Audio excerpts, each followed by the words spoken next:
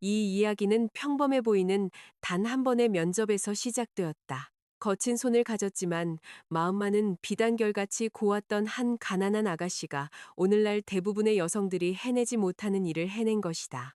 과연 그녀는 그 방 안에서 무슨 말을 했기에 그토록 부유한 재벌 총수를 단숨에 무릎 꿇리고 그토록 깊은 사랑에 빠지게 만들었을까? 이 이야기는 계급을 초월한 사랑의 또 다른 이면을 드러낼 것이다. 이제 그 이야기를 시작해보자. 그날 아침 서울의 하늘은 유난히 맑았다. 새로운 희망을 품고 하루를 시작하려는 모든 이들을 축복하는 듯했다. 빽빽한 다세대 주택이 밀집한 좁은 골목길. 아침 바람을 타고 세탁 세제 냄새가 풍겨왔다. 그중 한 허름한 반지하 집 박서연이라는 이름의 아가씨가 낡은 거울 앞에 서 있었다. 거울 모퉁이는 이미 금이가 있었다. 그녀는 자신의 하얀 셔츠 깃을 매만졌다. 명품 부티크에서 산 새 옷이 아니었다. 우윳빛처럼 새하얗지는 않은 오래된 셔츠였다. 하지만 어젯밤 서연이 정성을 다해 다림질한 덕분에 한치의 구김도 없이 단정해 보였다. 서연은 평소보다 빠르게 뛰는 심장을 진정시키려 애쓰며 길게 숨을 내쉬었다. 오늘은 중요한 날이었다. 서울의 중심, 강남에 위치한 대기업으로부터 면접 통보를 받은 것이다. 서연에게 이것은 단순히 시간을 때우기 위한 구직이 아니라 운명을 바꾸기 위한 필사적인 노력이었다. 그녀는 고개를 숙여 자신의 발을 감싼 캔버스화를 내려다보았다. 검은색 신발이었다. 세월의 흔적으로 색이 바래긴 했지만 서연이 얼룩 하나 없이 깨끗하게 빨아둔 상태였다. 파이팅! 그녀는 나지막이 속삭였다. 등 뒤에서 천천히 발을 끄는 소리가 들려왔다. 어머니였다. 온화한 인상의 중년 여성이 이미 준비를 마친 딸을 보며 미소 지었다. 어머니의 손에는 아직 비누 거품이 남아 있었다. 어머니는 동네 이웃들의 빨래와 다림질을 해주는 일용직 세탁부였다. 빠듯한 살림에도 어머니는 단 한 번도 불평한 적이 없었다. 우리 딸, 예쁘네, 아주 단정하다. 어머니가 부드럽고 차분한 목소리로 칭찬했다. 서연은 돌아서서 어머니의 손을 잡았다. 거친 손이었다. 어머니의 손바닥 피부는 독한 세제에 너무 자주 닿은 탓에 여러 군데 벗겨져 있었다. 손가락 마디 또한 뻣뻣하고 핏줄이 서 있었다. 그 손이 수십 년간 오직 서연 하나만을 키우기 위해 얼마나 고된 노동을 했는지 보여주는 증표였다. 서연은 그 손등에 경건하게 입을 맞추며 늘 어머니의 상징과도 같았던 세제 향을 깊이 들이마셨다. 서연이 잘 되게 기도해 주세요, 엄마. 저 정말 그 회사에서 일하고 싶어요. 서연이 눈시울을 붉히며 말했다. 어머니는 사랑이 가득한 손길로 서연의 머리를 쓰다듬었다. 엄마는 매번 기도할 때마다 널 위해 기도한단다. 자신감을 갖고 가렴. 엄마 말 명심해라. 돈만 벌기 위해 일하지 말고 다른 사람에게 도움이 되는 사람이 되기 위해 일하거라. 그리고 가장 중요한 건 정직해야 한다는 거다. 정직은 어디에서나 통하는 화폐란다. 가장 호화로운 곳에서조차도 말이지. 서연은 굳게 고개를 끄덕였다. 어머니의 말씀은 언제나 그녀에게 힘을 주는 원동력이었다. 작별 인사를 하고 서연은 집을 나섰다. 꽤 멀리 떨어진 지하철역까지 걸어갔다. 해가 점점 높이 솟아오르며 관자놀이에 땀방울이 맺히기 시작했다. 하지만 서연은 열정을 잃지 않았다. 어젯밤 내린 비로 생긴 물웅덩이를 피하며 그녀는 확고한 발걸음으로 계속 걸어갔다. 만원 지하철에 몸을 싣고 서울 중심부로 가는 데는 거의 1시간이 걸렸다. 서연은 출입문 근처 구석에 서서 서류 가방을 꼭 껴안았다. 창밖으로 구름에 도전하듯 높이 솟은 마천루들을 바라보았다. 그중 하나가 오늘 그녀의 목적지였다. 도로 위를 질주하는 고급 외제차들을 볼 때 잠시 주눅이 들기도 했다. 자신은 오직 대중교통에 의지하고 있었으니까. 하지만 서연은 이내 그 감정을 떨쳐냈다. 오늘 아침 어머니의 미소를 떠올렸다. 싸워보기도 전에 포기할 수는 없었다. 태산그룹 빌딩 로비에 도착했을 때 서연은 잠시 넋을 잃었다. 로비 바닥은 자신의 모습이 비칠 정도로 반짝이는 대리석으로 되어 있었다. 건물 안 공기는 덥고 먼지투성이인 바깥과는 대조적으로 매우 시원하고 향기로웠다. 오가는 사람들은 값비싼 정장과 블레이저를 입고 명품 가죽 가방을 든 채 유창한 외국어로 대화하며 분주해 보였다. 서연은 자신의 소박한 검은색 스커트를 살짝 정리했다. 그녀는 공손하게 안내 데스크로 다가갔다. 방문증을 받은 후 그녀는 면접이 진행될 20층으로 안내받았다. 엘리베이터 안에서 서연의 심장은 다시 격렬하게 뛰기 시작했다. 그녀는 서두르는 다른 직원들을 위해 공간을 내주며 구석에 섰다. 20층에서 엘리베이터 문이 열리자 조용하고 전문적인 분위기가 그녀를 맞았다. 서연은 다른 지원자들과 함께 대기실에 앉았다. 그녀는 옆자리의 지원자를 힐끗 쳐다보았다. 완벽한 화장을 한 젊은 여성이 명품 정장을 입고 최신형 스마트폰을 만지작거리고 있었다. 다른 남성 지원자는 자신감 넘치는 표정으로 서류를 읽고 있었다. 서연은 자신이 다이아몬드 사이의 먼지 한 톨처럼 느껴졌다. 하지만 그녀는 다시 자신이 신고 있는 깨끗한 캔버스화를 떠올렸다. 소박함은 흠이 아니야. 그녀는 생각했다. 자신에게는 다른 사람들이 가지지 못했을지도 모르는 것. 바로 강철처럼 단단한 의지가 있었다. 한편 견고한 원목으로 만들어진 거대한 문 뒤편에서는 강태민이 관자놀이를 지그시 누르고 있었다. 성공한 젊은 기업 총수로서 그의 하루하루는 고된 중대 결정들로 가득 차 있었다. 태민은 잘생기고 똑똑하며 모든 것을 가진 남자였다. 하지만 그의 값비싼 양복 뒤에는 깊은 피로가 숨겨져 있었다. 그는 거짓에 지쳐 있었다. 그가 몸담은 비즈니스 세계에서는 모두가 가면을 쓴 듯했다. 그들은 목적이 있을 때만 미소 지었고 아첨하기 위해 칭찬했으며 오직 은행 계좌의 숫자만을 위해 일했다. 오늘 태민은 자신의 특별팀에 소속될 행정직원을 직접 면접하기로 결정했다. 보통 이런 업무는 인사팀장이나 HR 부서에 맡겨졌다. 하지만 태민은 뭔가 다른 사람을 찾아야 할 필요성을 느꼈다. 그는 가장 똑똑한 사람을 찾는 것이 아니었다. 지능은 배울 수 있기 때문이다. 그는 인성을 찾고 있었다. 그의 시야에서 사라진 지 오래된 진심을 찾고 있었다.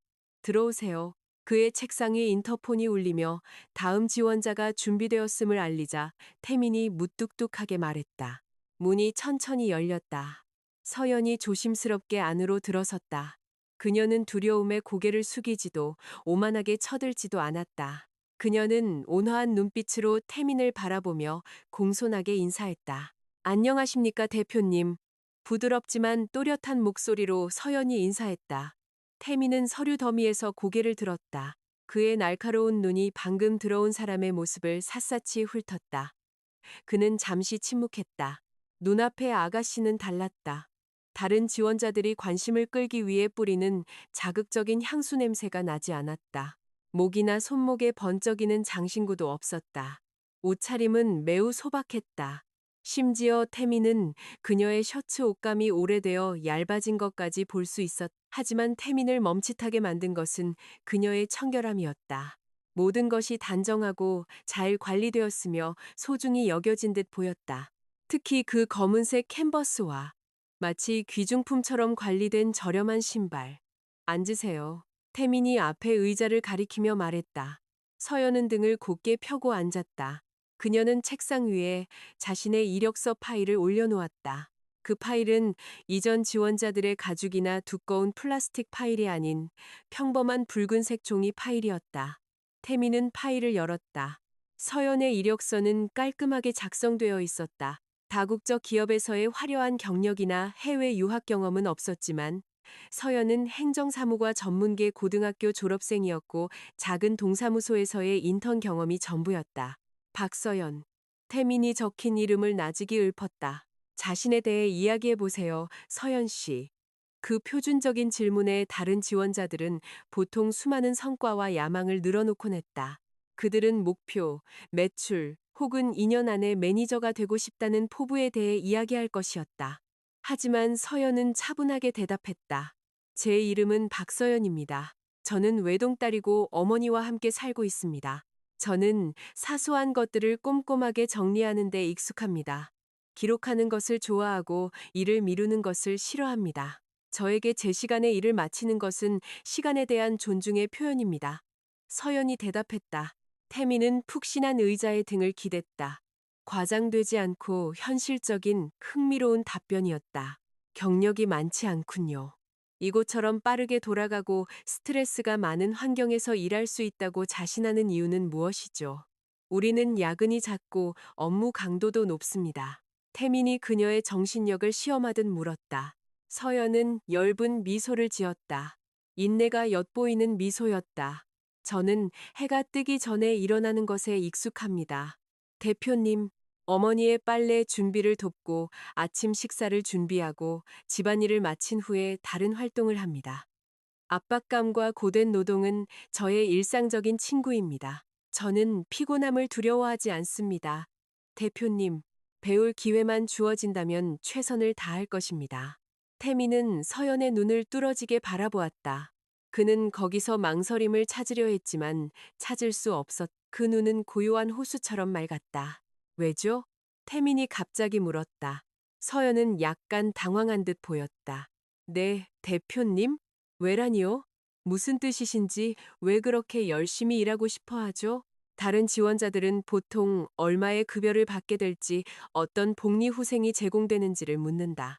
하지만 당신은 피곤할 준비가 되어 있다고 말했죠. 가장 큰 동기가 무엇인가요? 서연 씨.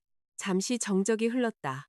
오직 에어컨의 낮은 소음만이 희미하게 들려왔다.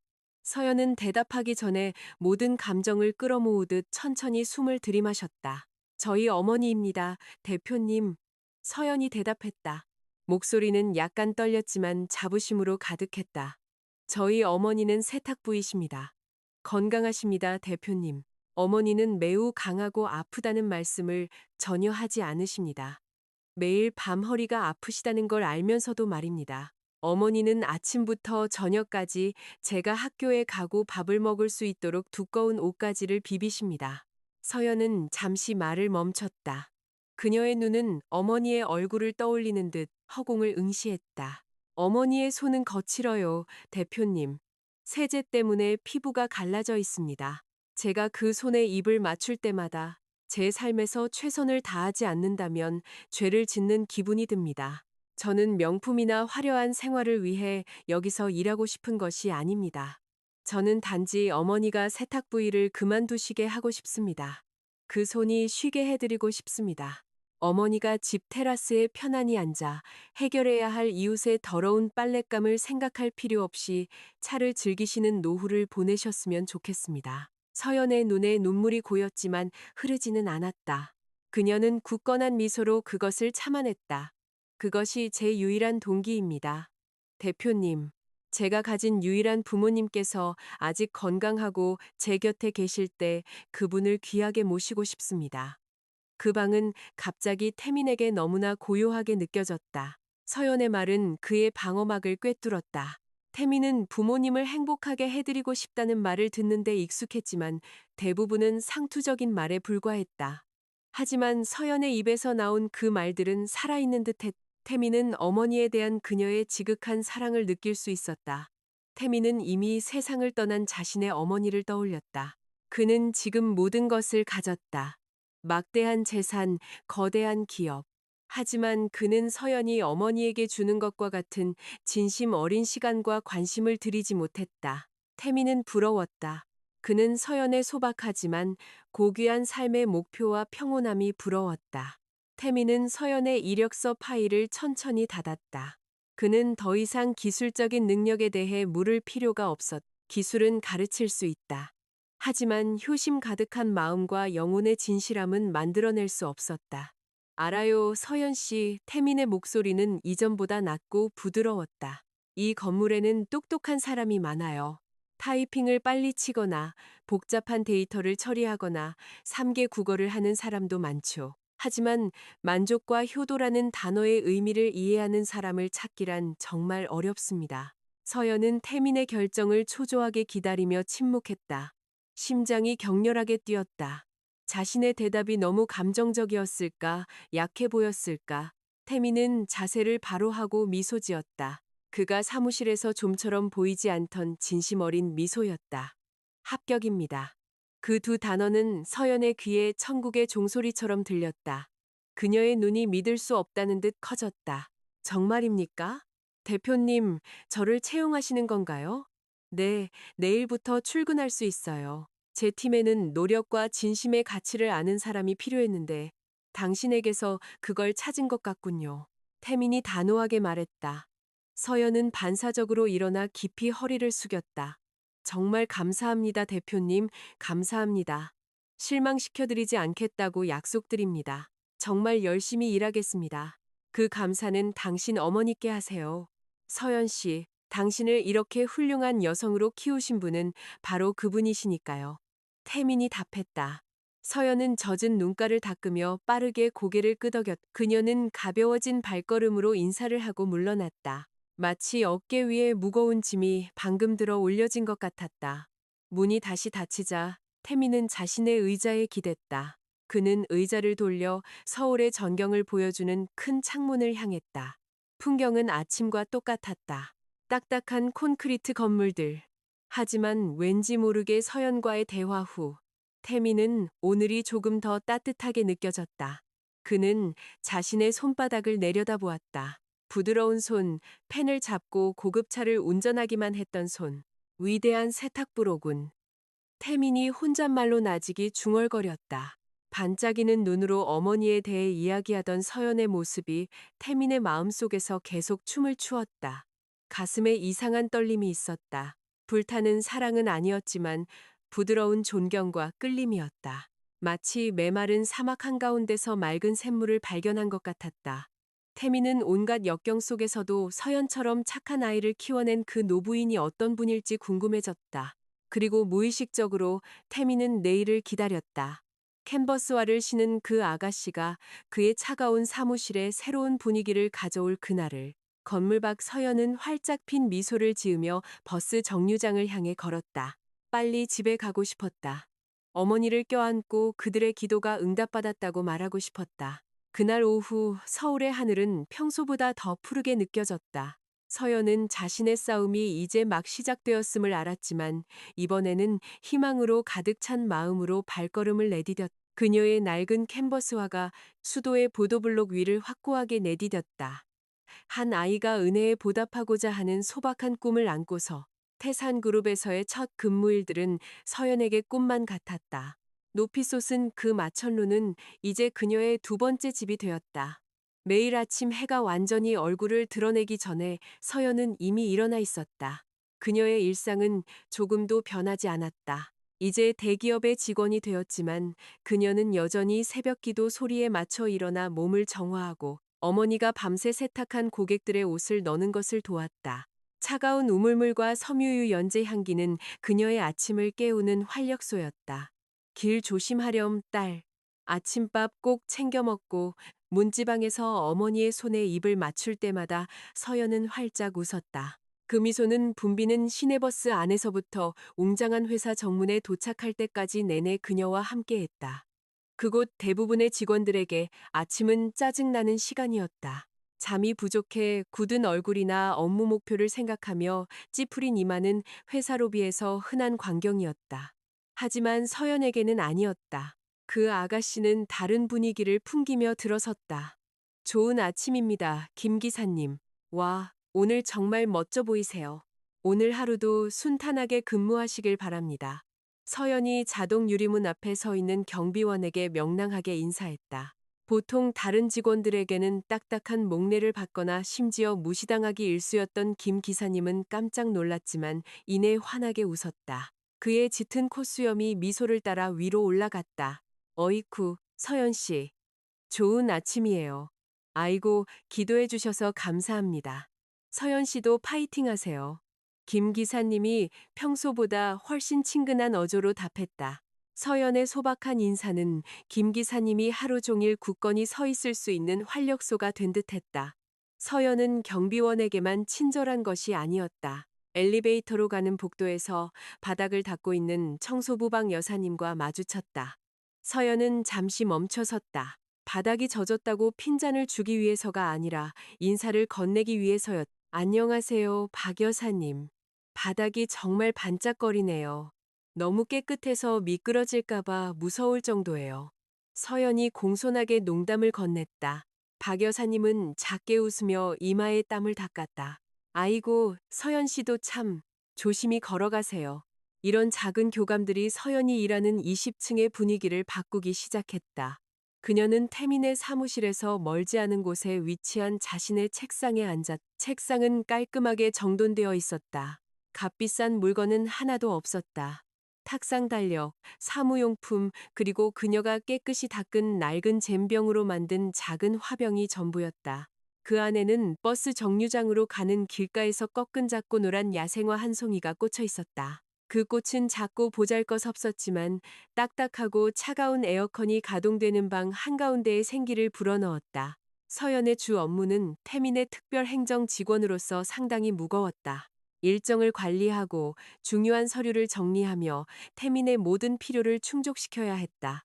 하지만 서연은 그 일을 끈기 있게 해냈다. 그녀는 그 일을 부담으로 여기지 않고 맡겨진 소임으로 생각했다. 그날 아침 태민은 찌푸린 얼굴로 출근했다. 어제 오후에 이사회는 길어졌고 그는 산더미 같은 문제들을 집으로 가져가야 했다. 그 결과 그는 늦게 잠들었고 약간의 두통과 함께 일어났다. 태민은 사장님의 어두운 얼굴을 보고 겁먹은 듯한 몇몇 직원들의 인사를 무시하며 자신의 사무실로 빠르게 걸어갔다. 사무실에 들어선 태민은 자신의 커다란 의자에 몸을 던졌다. 그는 잠시 눈을 감고 욱신거리는 관자놀이를 마사지했다. 갑자기 그의 코에 편안한 향기가 와 닿았다. 커피 향이었다. 하지만 이것은 사무실 탕비실에 있는 최첨단 캡슐 머신에서 나는 커피 향이 아니었다. 향은 더 진하고 더 구수했으며 왠지 모르게 더 따뜻하게 느껴졌다. 똑똑, 부드러운 노크 소리가 들렸다. 들어오세요. 태민이 눈을 감은 채 대꾸했다. 문이 열렸다. 서연이 신발 소리를 내지 않으려 조심스럽게 들어왔다. 손에는 얇은 김이 모락모락 피어나는 커피 한 잔이 담긴 작은 쟁반을 들고 있었다. 실례합니다, 대표님. 안색이 안 좋아 보이셔서요. 따뜻한 커피를 준비했습니다. 두 통에 조금이나마 도움이 될까 해서요. 서연이 태민의 책상 위에 매우 조심스럽게 컵을 놓으며 부드럽게 말했다. 태민은 눈을 떴다. 그는 눈앞에 평범한 하얀 도자기 컵을 응시했다. 아래층 로비의 비싼 카페에서 만든 것처럼 예쁜 라떼 아트는 없었다. 그저 진한 블랙 커피였다. 이거 무슨 커피죠, 서연 씨? 탕비실 커피 머신이 고장 났나요? 태민이 물었다. 이전 비서는 항상 비싼 머신으로 내린 커피를 가져왔기에 조금 의아했다. 서연은 살짝 미소 지었다. 두 손은 몸 앞에서 공손하게 모으고 있었다. 머신은 고장 나지 않았습니다. 대표님. 하지만 대표님께는 좀 더 기운나는 것이 필요할 것 같아서요. 이건 드립 커피입니다. 대표님. 제가 직접 뜨거운 물과 원두로 내렸습니다. 저희 어머니께서 머리가 아플 때는 진한 드립 커피가 피로를 푸는데 가장 효과적이라고 하셨어요. 태미는 눈썹을 치켜 올렸다. 드립 커피. 그는 그렇게 단순한 커피를 마셔본 지 오래되었다. 보통 그의 혀는 아몬드 우유나 바닐라 시럽을 곁들인 수입 아라비카 커피에 길들여져 있었다. 망설이며 태미는 컵을 들었다. 그는 잠시 뜨거운 김을 불어식힌 후 천천히 한 모금 마셨다. 적당한 쓴맛이 즉시 혀를 감쌌. 이어서 따뜻함이 목을 타고 가슴으로 퍼져나갔다. 약간의 단맛이 있었지만 과하지 않았다. 맛이 딱 좋았다. 폭풍우 속의 따뜻한 포옹 같았다. 태미는 말이 없었다. 그는 다시 한 모금 마셨다. 이번에는 더 많이. 머리의 두통이 서서히 사라지는 듯했다. 그 자리를 이상한 평온함이 대신했다. 맛있네요. 태민이 솔직하게 중얼거렸. 그는 놀라운 표정으로 서연을 바라보았다. 이거 정말 맛있어요, 서연 씨. 비결이 뭐죠? 특별한 설탕을 썼나요? 아니면 원두가 비싼 건가요? 서연은 부드럽게 고개를 저었다. 미소는 더욱 활짝 피어 초승달처럼 아름다운 눈매를 만들었다. 특별한 설탕은 없습니다. 대표님. 커피도 사무실 비품실에 있는 평범한 원두입니다. 비결은 단 하나뿐입니다. 대표님. 그게 뭐죠? 태미는 더욱 궁금해졌다. 그는 이 소박한 아가씨의 대답에 흥미를 느끼며 자세를 바로 했다. 마음입니다. 서연이 짧게 대답했다. 태미는 미간을 좁혔다. 마음? 네, 대표님. 어머니께서는 항상 다른 사람을 위해 음식을 만들 때는 마음을 담아야 한다고 가르치셨습니다. 아까 커피를 내리면서 이 커피가 대표님을 더 상쾌하게 해드리기를, 대표님의 피로가 사라지기를, 그리고 오늘 하루 대표님께서 행복하시기를 마음속으로 기도했습니다. 어머니 말씀으로는 기도와 진심은 그 어떤 가게에서도 팔지 않는 가장 값비싼 조미료라고 하셨습니다. 태미는 멍해졌다. 그 말들은 그의 의식을 부드럽게 강타했다. 그는 지금까지 거래적인 세상에서 살아왔다. 그는 사람들에게 돈을 주고 서비스를 받았다. 레스토랑 웨이터는 팁 때문에 그에게 봉사했고, 운전기사는 월급 때문에 그를 모셨으며, 비즈니스 파트너는 프로젝트 때문에 친절하게 굴었다. 모든 것에는 가격이 있었다. 하지만 이 아가씨 서연은 커피를 만들었다. 단순히 직무 기술서에 있는 업무였기 때문이 아니었다. 그녀는 진심으로 걱정했기 때문에, 사장님이 기분이 나아지기를 바랐기 때문에. 태미는 서연의 얼굴을 바라보았다. 모공을 가리는 두꺼운 화장기 없는 순수한 얼굴이었다. 하지만 내면에서 뿜어져 나오는 아름다움이 있었다. 돈으로 살 수 없는 아름다움, 바로 진심이었다. 고마워요, 서연 씨. 태민이 말했다. 이번에는 그의 목소리가 평소에 사용하던 권위적인 톤을 잃고 훨씬 부드러워졌다. 마음을 담아 커피를 만들어줘서 고마워요. 천만에요, 대표님. 또 필요하신 거 있으시면 언제든지 불러주세요. 그럼 제 자리로 돌아가 보겠습니다. 서연은 정중하게 허리를 숙이고 문을 향해 돌아섰다. 태미는 문이 다시 닫힐 때까지 서연의 뒷모습을 바라보았다. 그는 다시 커피를 한 모금 마셨다. 맛이 정말 달라졌다. 그 안에 담긴 비밀 조미료를 알고 나니 태미는 가슴이 따뜻해지는 것을 느꼈다. 카페인 때문만이 아니라 방금 느낀 인간적인 감동 때문이었다. 점심시간, 태미는 서류 보관실에서 파일을 가지러 사무실을 나섰다. 다리를 좀 풀고 싶어서 일부러 직원을 부르지 않았다. 탕비실 구역을 지나갈 때 그는 작은 웃음소리를 들었. 태미는 걸음을 멈췄다. 그는 유리 파티션 너머로 살짝 엿보았. 그곳에는 서연이 청소부 박 여사님과 마주 앉아 있었다. 그들은 점심을 먹고 있었다. 서연은 소박한 도시락을 열었고 박 여사님도 자신의 찬압을 열었다. 와, 박 여사님이 만드신 김치찌개 냄새가 정말 좋네요. 서연이 열정적으로 칭찬했다. 한번 맛보셔. 근데 좀 매워. 박 여사님이 권했다. 네, 좋아요. 와, 감사합니다. 이건 제가 가져온 계란말이에요. 여사님도 저희 엄마 요리 한번 드셔보세요. 맛있다고 보장해요. 서연이 자신의 도시락을 내밀었다. 태미는 그 자리에 얼어붙었다. 그 광경은 그에게 너무나 낯설었다. 이 사무실에는 보통 화이트 칼라 사무직원과 청소부나 경비원 사이에 보이지 않는 벽이 있었다. 그들은 좀처럼 한 테이블에서 밥을 먹지 않았고 반찬을 교환하는 일은 더더욱 없었다. 하지만 서연은 아무렇지 않게 박 여사님과 함께 밥을 먹으며 활짝 웃고 있었다. 마치 그들 사이에 어떠한 신분 차이도 없는 것처럼.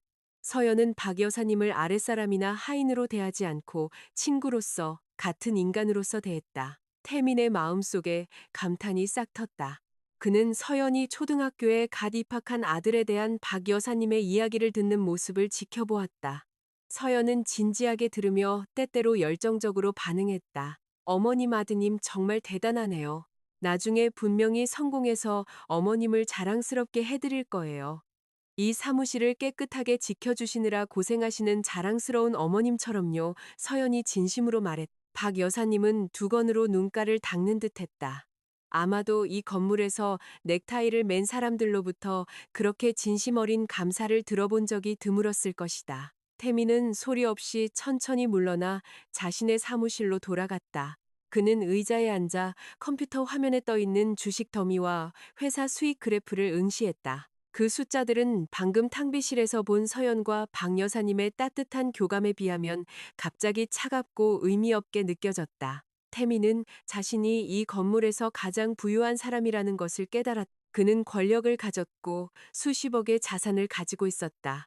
하지만 서연을 보며 태미는 자신이 가난하다고 느꼈다. 그는 따뜻함이 가난했고 진심이 가난했으며 소박한 것들을 즐길 줄 아는 능력이 가난했다.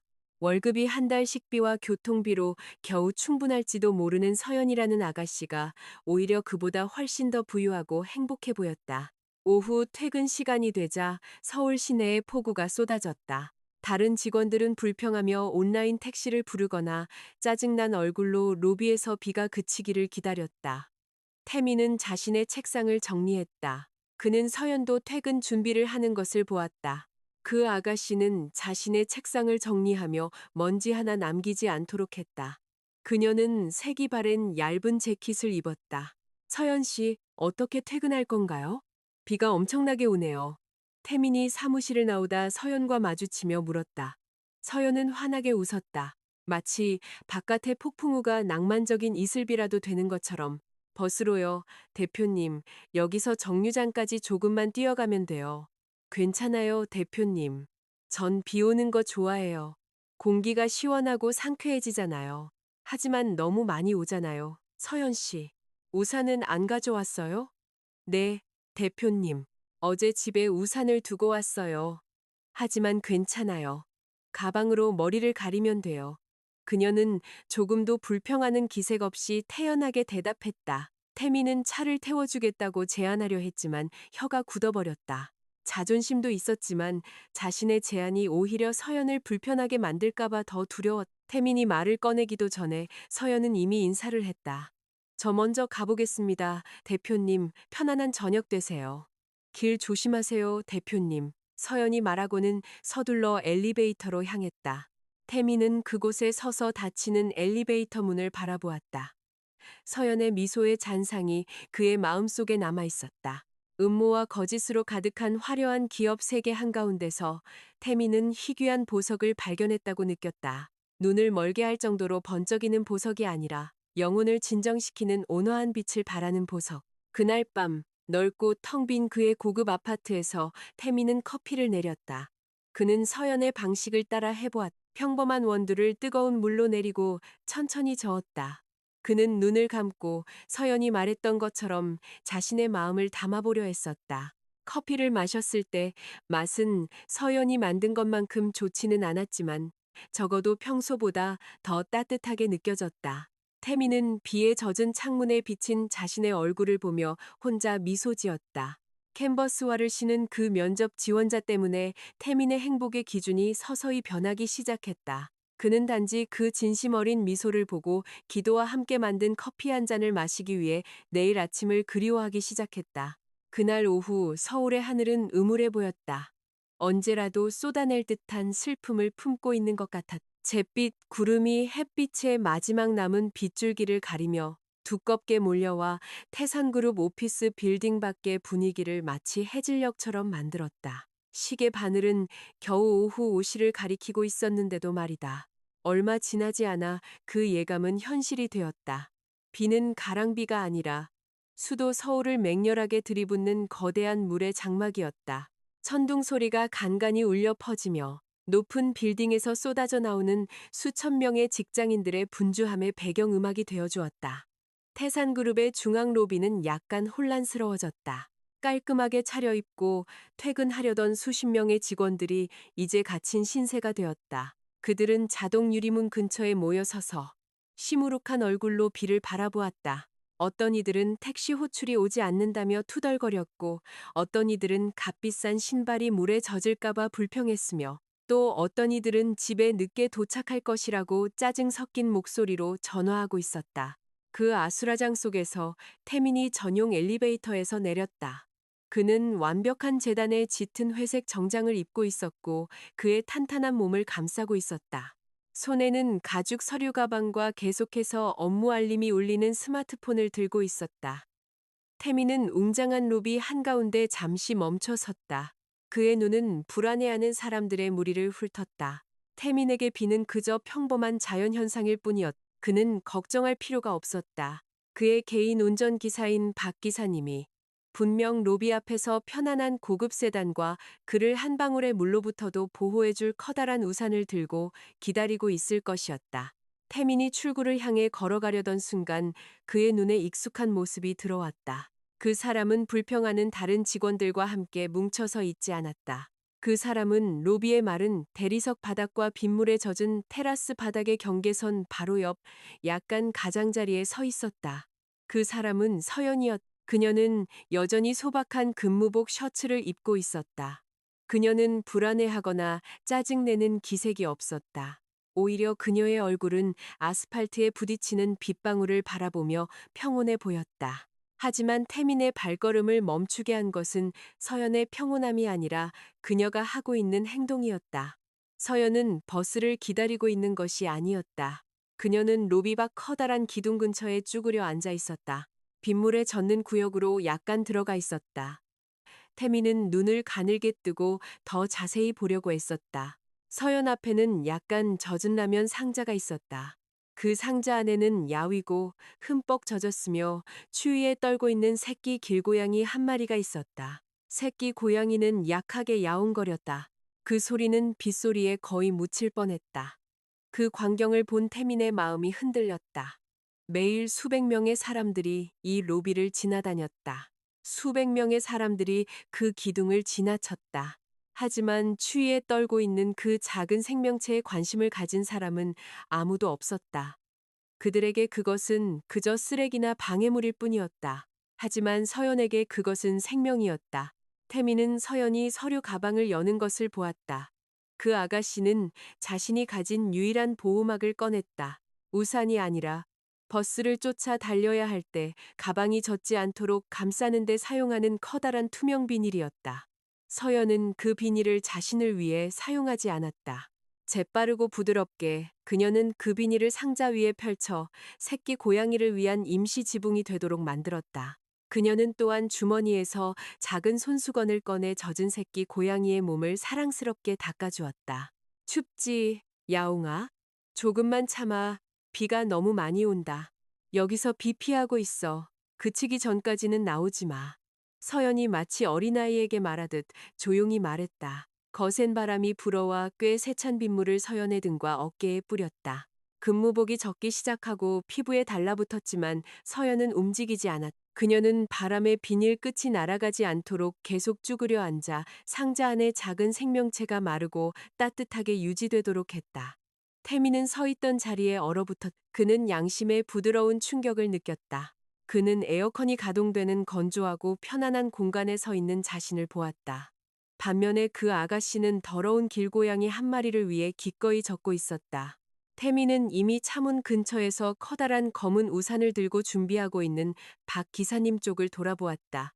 태미는 박 기사님에게 그대로 있으라는 손짓을 했다. 그러고 나서 태미는 임원 전용으로 로비 선반에 항상 비치되어 있는 예비 우산을 집었다. 크고 튼튼한 검은 우산이었다. 넓은 보폭으로 태미는 그에게 길을 비켜주는 직원들의 무리를 뚫고 걸어갔다. 그는 로비의 마른 구역을 나와 서연이 쭈그려 앉아있는 젖은 테라스로 향했다. 서연이 여전히 고양이와 이야기하느라 바빴을 때 갑자기 등을 적시던 빗방울이 멈추는 것을 느꼈다. 빗소리는 여전히 요란했지만 더 이상 물이 몸에 닿지 않았다. 어두운 그림자가 그녀를 덮었다. 서연은 천천히 고개를 들었다. 그녀의 눈은 옆에 우뚝 서서 둘을 덮는 커다란 검은 우산을 들고 있는 사람을 보고 놀라 커졌다. 대표님, 서연이 더듬거리며 말했다. 그녀는 사장님의 길을 막을까봐 겁이나 서둘러 일어섰다. 죄송합니다. 대표님, 제가 길을 막았나요? 태미는 그 질문에 대답하지 않았다. 그는 대신 흠뻑 젖은 서연의 어깨를 바라보았다. 젖었네요, 서연 씨? 왜 당신 가방 덮개를 그 고양이에게 줬죠? 당신은 우산도 없으면서. 서연은 이마에 물방울을 닦으며 수줍게 미소 지었다. 아, 이건 조금 젖은 것뿐이에요. 대표님. 바람 쐬면 금방 마를 거예요. 고양이가 불쌍해서요, 대표님. 아직 어린데 몸을 떨고 있었어요. 저는 어른이니까 면역력이 더 강하잖아요. 게다가 집에 가면 따뜻한 물로 샤워하고 어머니가 만들어주신 생강차를 마실 수 있어요. 하지만 이 고양이는 아무도 없고 집도 없어요. 그 대답은 또다시 매우 단순했지만 의미가 깊었다. 태미는 벅차오르는 감탄으로 가슴이 답답해지는 것을 느꼈다. 그가 몸담은 비즈니스 세계에서는 사람들이 보호받기 위해, 이익을 얻기 위해, 그리고 자신을 구하기 위해 서로를 짓밟았다. 희생이라는 개념은 낯선 것이었지만 물질적으로 그보다 훨씬 아래에 있는 눈앞의 이 아가씨는 놀랍도록 풍부한 베풀매 정신을 가지고 있었다. 당신은 정말. 태미는 할 말을 잃었다. 그는 길게 한숨을 쉬고는 서연을 더 보호하기 위해 우산을 옮겼다. 제 차에 타세요. 집까지 태워다 드릴게요. 서연은 즉시 손을 내저으며 공손하지만 단호하게 거절했다. 안 됩니다, 대표님. 아이고, 제가 젖어서요, 대표님. 대표님의 비싼 차 시트가 더러워지고 퀴퀴한 냄새가 날 거예요. 저는 버스 타고 갈게요. 저기 앞에 정류장 가까워요. 이렇게 비가 많이 오는데, 서연 씨, 정류장까지 뛰어간다면 내일 아플 거예요. 당신이 아프면 누가 그 맛있는 드립 커피를 만들어주죠? 태미는 서연이 열등감을 느끼지 않고 자신의 도움을 받아들이도록 틈을 찾으며 변명했다. 하지만 대표님, 서연은 멀지 않은 곳에 주차된 번쩍이는 검은 세단을 힐끗 보았다. 그 차는 너무나 깨끗하고 고급스러워 보였다. 지금은 진흙투성이가 된 자신의 캔버스 화와는 너무나 대조적이었다. 하지만은 없어요. 이건 상사의 명령입니다. 제 최고의 직원이 비 때문에 아픈 건 원치 않아요. 막히는 길에서 저와 이야기하며 동행해야 하니 야근이라고 생각하세요. 태민이 일부러 단호한 어조로 말했다. 하지만 그의 눈에는 부드러움이 담겨 있었다. 서연은 마침내 굴복했다. 그녀는 사장님의 직접적인 명령을 거스를 용기가 없었다. 알겠습니다, 대표님. 하지만 한 가지만 부탁드려도 될까요? 뭔데요? 서연이 고양이 상자를 가리켰다. 경비 아저씨께 이 상자를 경비실에 더 안전한 곳으로 옮겨달라고 부탁드려도 될까요? 바람이 세게 불면 비닐이 날아갈까봐 걱정돼서요. 태미는 열게 미소 지었다. 고급차에 태워주겠다는 제안을 받은 상황에서도 서연의 생각은 여전히 고양이의 안전에 쏠려 있었다. 태미는 경비를 서고 있던 김 기사님을 불러 고양이를 안전하게 보호해달라고 부탁했다. 고양이가 안전한 것을 확인한 후 태미는 서연을 자신의 차로 이끌었. 박 기사님이 재빨리 뒷좌석 문을 열어주었다. 시원한 공기와 고급 가죽 향기가 즉시 서연의 후각을 자극했다. 차 안에 들어서자 그녀는 젖은 등이 푹신한 시트 등받이에 너무 많이 닿지 않도록 의자 끝에 매우 조심스럽게 앉았다. 태미는 옆문으로 들어와 그녀 옆에 앉았다. 차는 천천히 비를 가르며 움직이기 시작했고 여전히 기다리는 사람들로 가득한 사무실 건물을 뒤로했다. 차 안에서는 잠시 정적이 흘렀다. 앞유리에 물을 닦는 와이퍼의 규칙적인 움직임 소리와 조용히 재생되는 클래식 기악곡의 선율만이 들려왔다. 죄송해요, 대표님. 차에서 비냄새가 나네요. 서연이 미안한 마음에 나직이 말했다. 태미는 고개를 돌려 그 아가씨를 바라보았다. 어두운 가로등 불빛이 서연의 얼굴을 간헐적으로 비추었다. 전혀 냄새 안 나요, 서연 씨. 오히려 제가 미안해야죠. 제 직원이 이렇게 힘들게 출퇴근해야 한다는 걸 이제야 깨달았네요. 서연은 작게 웃었다. 상쾌하고 부담 없는 웃음이었다. 무슨 말씀을 하세요, 대표님. 이건 힘든 싸움이 아니에요. 이건 평범한 일이에요. 오히려 저는 감사해요. 예전에 학교 다닐 때는 홍수가 나면 신발을 아끼려고 오케이미를 맨발로 걸어야 했어요. 지금은 버스를 탈 수 있잖아요. 월급도 받아서 어머니를 도울 수 있고요. 비가 조금 오는 건 축복이라고 생각해요. 물은 생명의 근원이잖아요, 대표님. 태미는 머리를 기댔다. 서연의 말을 음미했다. 당신은 항상 모든 것의 좋은 면을 보는군요. 서연 씨, 상황에 대해 화가 나거나 실망한 적은 없나요? 제 말은 사무실에서 고급 차와 명품 가방을 든 사람들을 보면서 당신은 절약해야 하잖아요. 조금도 부러운 마음이 없나요? 그 질문은 태민의 입에서 무심코 나왔다. 그는 궁금했다.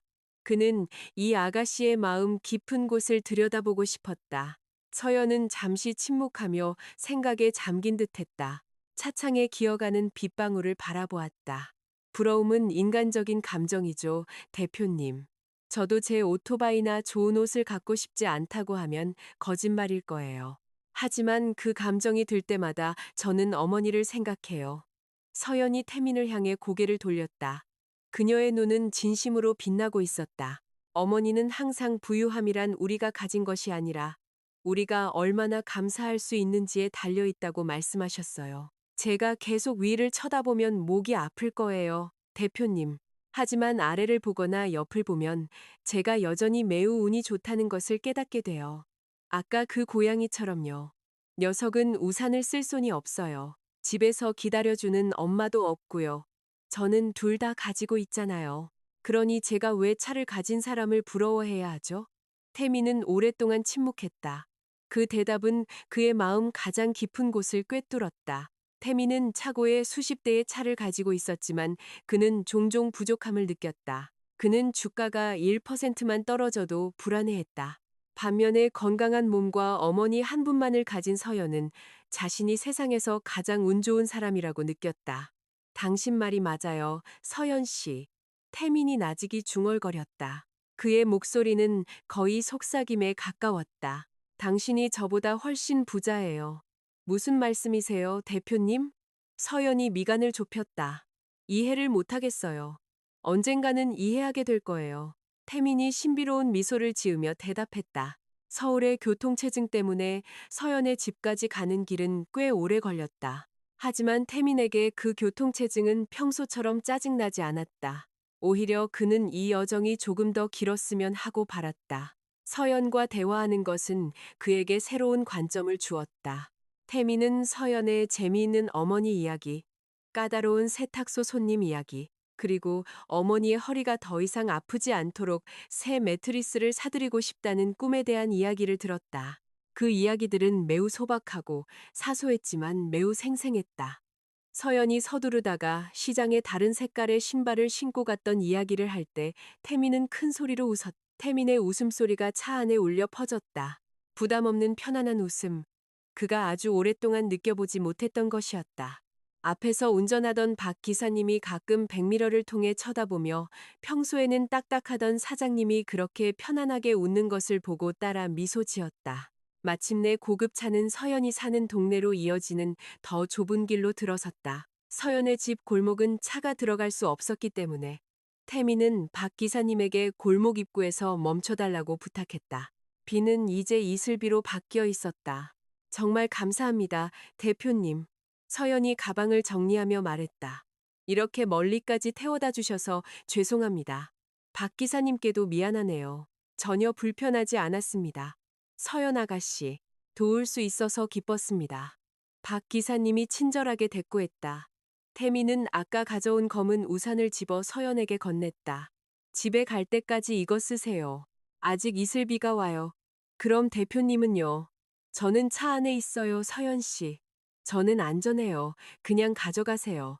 내일 사무실에 다시 가져오면 돼요. 태민이 부드럽게 재촉했다. 서연은 망설이며 우산을 받았다. 우산 손잡이는 무겁고 튼튼하게 느껴졌다. 야시장에서 사던 값싼 접이식 우산과는 매우 달랐다. 감사합니다, 대표님. 조심히 돌아가세요. 서연은 차에서 내려 커다란 우산을 폈다. 그녀의 작은 몸이 태민의 거대한 검은 우산 아래에 잠기는 듯했다. 그녀는 길가에 잠시 서서 태민의 차를 향해 손을 흔들고는 돌아와서 젖은 좁은 골목으로 경쾌하게 걸어 들어갔다. 태민은 차창을 살짝 내리고 젖은 밤 공기가 들어오게 했다. 그는 골목 모퉁이로 서서히 사라지는 서연의 뒷모습을 바라보았다. 가슴속에 따뜻한 감정이 퍼져나갔다. 보호하고 싶은 감정, 그 아가씨가 괜찮은지 확인하고 싶은 감정. 가시죠, 박 기사님. 태민이 조용히 명령했다. 차가 다시 밤을 가르며 움직이기 시작했을 때 태민은 한 가지를 깨달았다. 그 아가씨는 온갖 소박함에도 불구하고 그가 호화로운 파티에서 만났던 그 어떤 여성보다도 그의 관심을 사로잡았다. 서연은 그를 유혹하려 하지 않았다. 그리고 바로 그것이 태민을 매료시킨 이유였다. 서연의 진심은 태민을 가까이 끌어당기는 중력과 같았다. 태민은 방금 우산을 받을 때의 서연의 얼굴을 상상하며 혼자 미소 지었다. 그는 이것이 그 아가씨를 집에 데려다주는 마지막이 아닐 것이라는 것을 알았다. 태민의 검은색 고급 세단이 서울 외곽의 빽빽한 주택가를 천천히 기어 들어갔다. 맹렬했던 비는 이제 아스팔트를 적시는 부드러운 이슬비로 변해 노란 가로등 불빛을 반사했다. 그날 밤 뚜렷한 대조가 선명하게 보였다. 조용하고 에어컨이 가동되는 차 안에서 태미는 고급 가죽 시트에 앉아 있었다. 반면 창밖으로는 다닥다닥 붙은 작은 집들. 아직 문을 연 소박한 구멍가게 그리고 빗물 웅덩이에서 즐겁게 뛰어노는 어린 아이들이 보였다. 보통 태미는 이런 좁은 길을 지날 때면 불편함을 느꼈을 것이다. 그는 자신의 비싼 차가 긁힐까봐 걱정하거나 무질서한 혼잡함에 불쾌감을 느꼈을 것이다. 하지만 오늘 밤 그의 감정은 달랐다. 옆자리에 앉아 창밖만 내다보고 있는 서연의 존재가 이상한 평온함을 주었다. 그 아가씨는 자신이 사는 동네를 보여주는 것을 부끄러워하지 않았다. 오히려 그녀는 울타리를 닫고 있는 이웃이나 짜장면 배달통을 밀고 가는 상인을 보며 미소 지었다. 죄송해요, 대표님. 길이 좀 좁고 과속방지턱이 많아서요. 차가 속도를 못 내네요. 서연이 침묵을 깨며 말했다. 그녀의 목소리에는 사장님의 편안함이 방해받을까봐 미안해하는 기색이 역력했다. 태미는 고개를 돌려 교차하는 가로등 불빛에 비친 서연의 옆모습을 바라보았다. 괜찮아요. 서연 씨, 오히려 저는 이 풍경을 즐기고 있어요. 제가 사는 부촌은 이 시간이면 죽은 도시처럼 조용해요. 여기는 오히려 삶이 아주 생생하게 느껴지네요. 서연은 작게 웃었다. 네, 대표님. 여기는 원래 시끄러워요. 저희는 넓은 마당이 없어서 이 길이 곧 저희 마당이에요. 여기 이웃들은 친형제나 다름없어요. 누가 된장찌개를 끓이면 옆집 5채까지 냄새가 나요. 누가 아프면 온 동네가 나서서 돌봐주고요. 차는 마침내 오토바이 2대가 겨우 지나갈 수 있는 넓이의 골목 입구 앞에 멈췄다. 골목 이름이 적힌 팻말은 약간 기울어져 있었지만 글씨는 여전히 선명하게 익혔다. 이곳이 태민의 차가 들어갈 수 있는 한계였다. 다 왔습니다, 대표님. 저희 집은 저 골목으로 50m쯤 들어가면 돼요. 연한 파란색으로 칠해진 집이에요. 서연이 소박한 네온등으로 밝혀진 골목을 가리켰다. 잠깐만요. 서연이 문을 열려고 할 때 태민이 막았다. 태민은 박 기사님에게 신호를 보냈다. 재빠른 운전기사는 즉시 차의 시동을 껐지만 서연의 길을 밝히기 위해 전조등은 켜두었다. 당신이 안전하게 집에 들어가는 걸 확인하고 싶어요. 골목이 어둡고 미끄러워 보여요. 태민이 말했다. 그는 차창을 완전히 내리고 젖은 흙냄새와 섞인 축축한 밤 공기가 차 안으로 들어오게 했다. 서연은 고개를 끄덕이고 태민이 준 커다란 검은 우산을 펼치며 차에서 내렸다. 정말 감사합니다. 대표님, 감사합니다. 박 기사님, 조심히 돌아가세요. 그녀가 공손하게 작별 인사를 했다. 태민은 운전기사에게 바로 떠나라고 명령하지 않았다. 그는 제자리에 가만히 있었다. 그의 눈은 좁은 골목의 물웅덩이를 경쾌하게 피하는 서연의 발걸음을 따라갔다. 멀리서 태민은 그 골목의 끝을 볼 수 있었다. 그곳에는 매우 깨끗한 테라스를 가진 작은 단층집이 있었다. 테라스에는 소박한 차양 아래 빨랫줄이 가지런히 널려 있었다. 갑자기 서연이 노크하기도 전에 그 집 문이 열렸다. 야위었지만 건강해 보이는 중년 여성이 서둘러 나왔다. 서연이 어머니겠지. 태미는 더 자세히 보기 위해 눈을 가늘게 떴다. 그 여성은 색이 바랜 소박한 무늬의 원피스를 입고 있었다. 하지만 딸이 돌아오는 것을 보자 그녀의 얼굴은 환하게 빛났다. 거기에는 슬픔이나 고통의 흔적이 없었다. 오직 전쟁터에서 돌아온 자식을 맞이하는 어머니의 안도감만이 있었다. 태미는 그 장면을 마치 감동적인 무성 영화를 보는 것처럼 지켜보았다. 서연은 재빨리 우산을 접어 테라스 구석에 놓았다. 그리고는 어머니의 손을 잡고 경건하게 허리를 숙여 그 여인의 손등에 꽤 오랫동안 입을 맞추었다. 태미는 서연의 어깨가 축 처지는 것을 볼 수 있었다. 마치 무거운 업무의 모든 부담이 어머니의 손에 닿는 순간 즉시 사라지는 것 같았다. 어머니는 가만히 있지 않았다.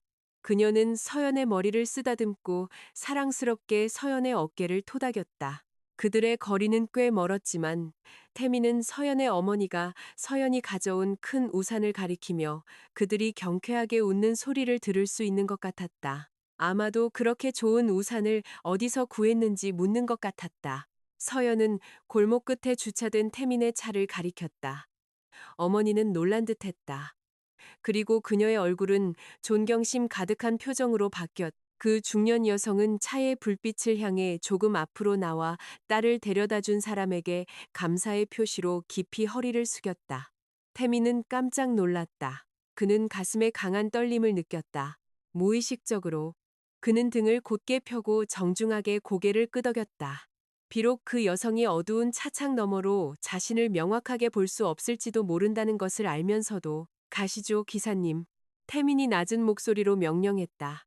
그의 목소리는 쉬어 있었다. 박 기사님이 다시 차에 시동을 걸었다. 고급 세단은 천천히 후진했다.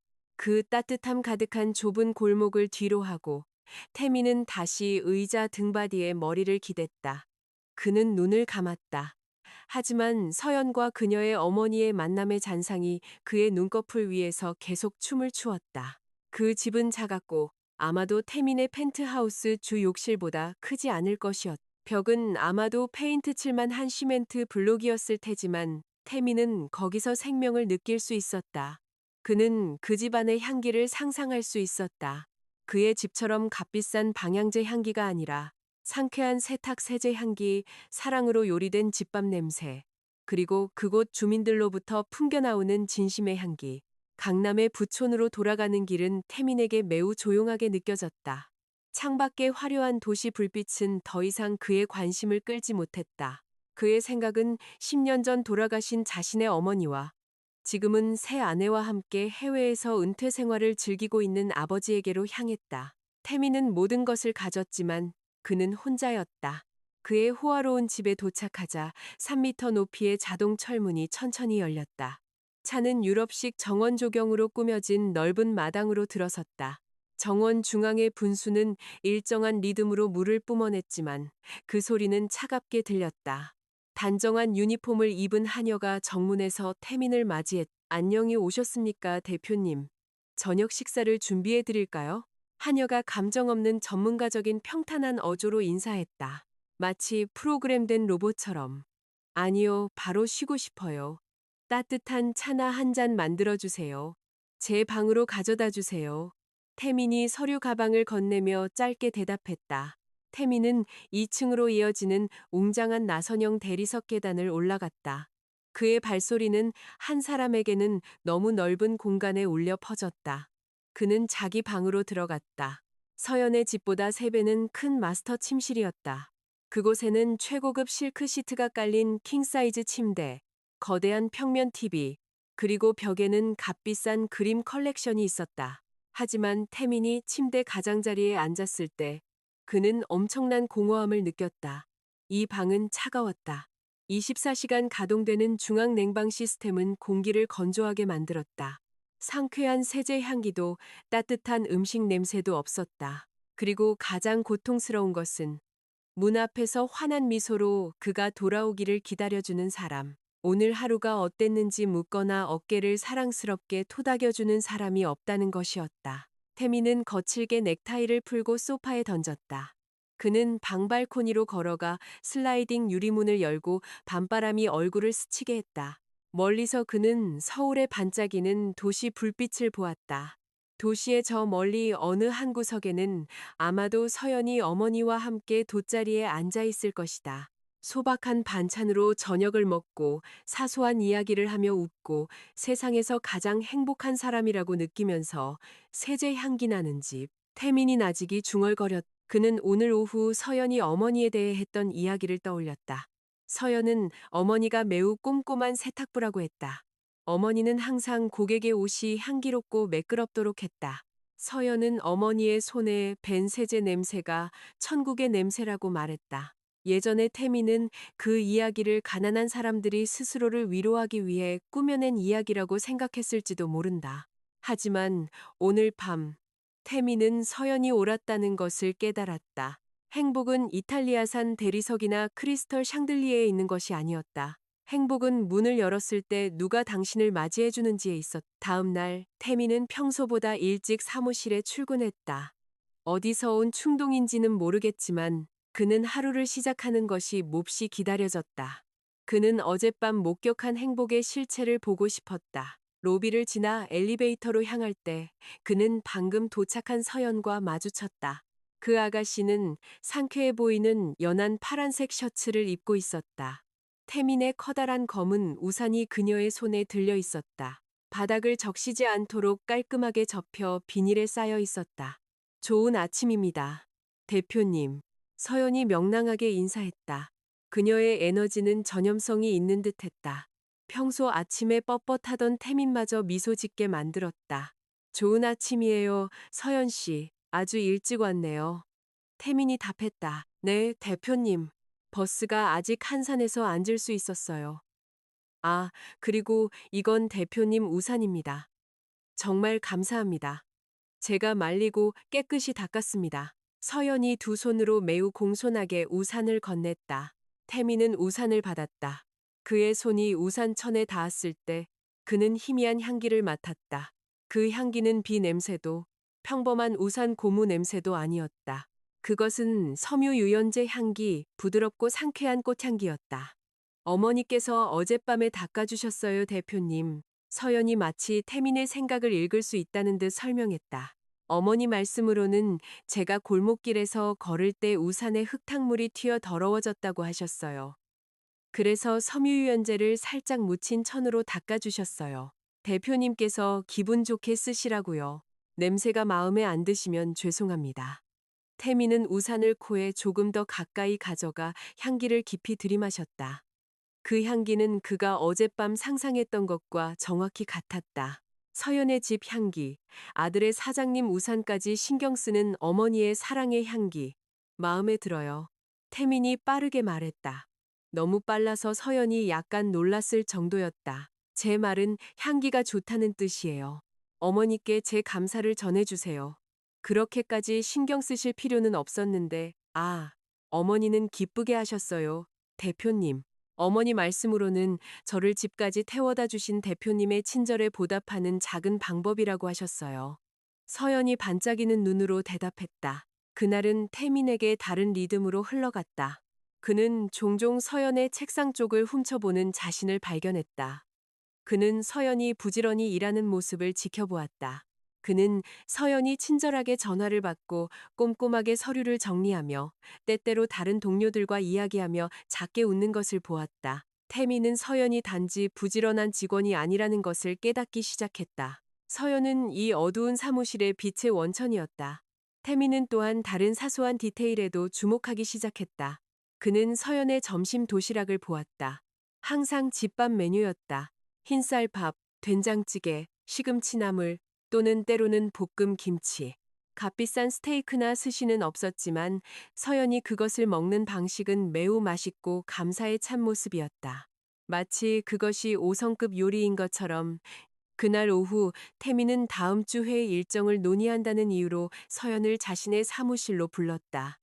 업무 이야기가 끝난 후 태미는 서연에게 바로 나가라고 하지 않았다. 그는 손가락으로 값비싼 펜을 돌리며 묻기 전에 잠시 망설이는 듯했다. 서연 씨, 업무 외적인 질문 하나 해도 될까요? 이미 일어서려던 서연은 다시 똑바로 앉았다. 네, 대표님, 말씀하세요. 어머니요, 건강하시죠? 제 말은 세탁부로 일하시잖아요. 그건 힘든 육체 노동인데. 아프다고 불평하신 적은 없으신가요? 서연은 미소 지었다. 하지만 그녀의 눈에는 곧바로 감춘 약간의 슬픔이 스쳐 지나갔다. 어머니는 다행히 건강하세요, 대표님. 어머니는 매우 강한 분이세요. 몸은 피곤하시죠, 대표님. 저는 밤에 어머니가 조용히 팔을 주무르시거나 등에 파스를 붙이시는 걸 종종 봐요. 하지만 제가 여쭤보면 어머니는 항상 엄마는 괜찮아, 그냥 조금 뻐근한 거야 라고 대답하세요. 어머니는 제 앞에서 약한 모습을 보이고 싶어 하지 않으세요. 태미는 마음이 뭉클해져 천천히 고개를 끄덕였다. 그럼 어머니를 위한 가장 큰 꿈은 뭔가요? 서연 씨? 그분이 일을 그만두시는 것 외에 세탁기를 사드리고 싶어요, 대표님. 서연이 망설임 없이 단호하게 대답했다. 세탁기요? 네. 어머니는 모든 걸 손으로 빠세요, 대표님. 비비고 헹구고 짜고요. 특히 이불이나 두꺼운 담요 주문이 들어오면요. 어머니 손이 그걸 짜느라 떨릴 정도예요. 제가 월급을 아껴서 저축하고 있어요. 아마 6개월이나 7개월 후면 좋은 세탁기를 살 돈이 충분할 거예요. 그럼 어머니는 버튼만 누르시면 돼요. 기계가 일하는 동안요. 어머니는 TV를 보시면서 편안히 앉아 계실 수 있을 거예요. 태민은 침묵했다. 6개월이나 7개월. 태민에게 세탁기 한 대의 가격은 5성급 호텔 레스토랑에서의 저녁 식사 한 끼 값과 같았다. 그는 오늘 당장 세탁기 100대를 사도 그의 재산이 조금도 줄지 않을 것이었다. 하지만 서연에게 그것은 땀과 절약으로 쟁취해야 하는 장기적인 꿈이었다. 할부로 사는 건 어때요? 회사가 신용대출을 위한 재직 증명서를 도와줄 수 있는데. 태민이 떠보았다. 서연은 단호하게 고개를 저었다. 아니요, 대표님. 어머니께서는 목숨이 위태로운 상황이 아니면 빚을 지거나 신용구매를 하는 것을 엄격히 금지하셨어요. 어머니 말씀으로는 빚이 없어야 마음 편히 살 수 있다고 하셨어요.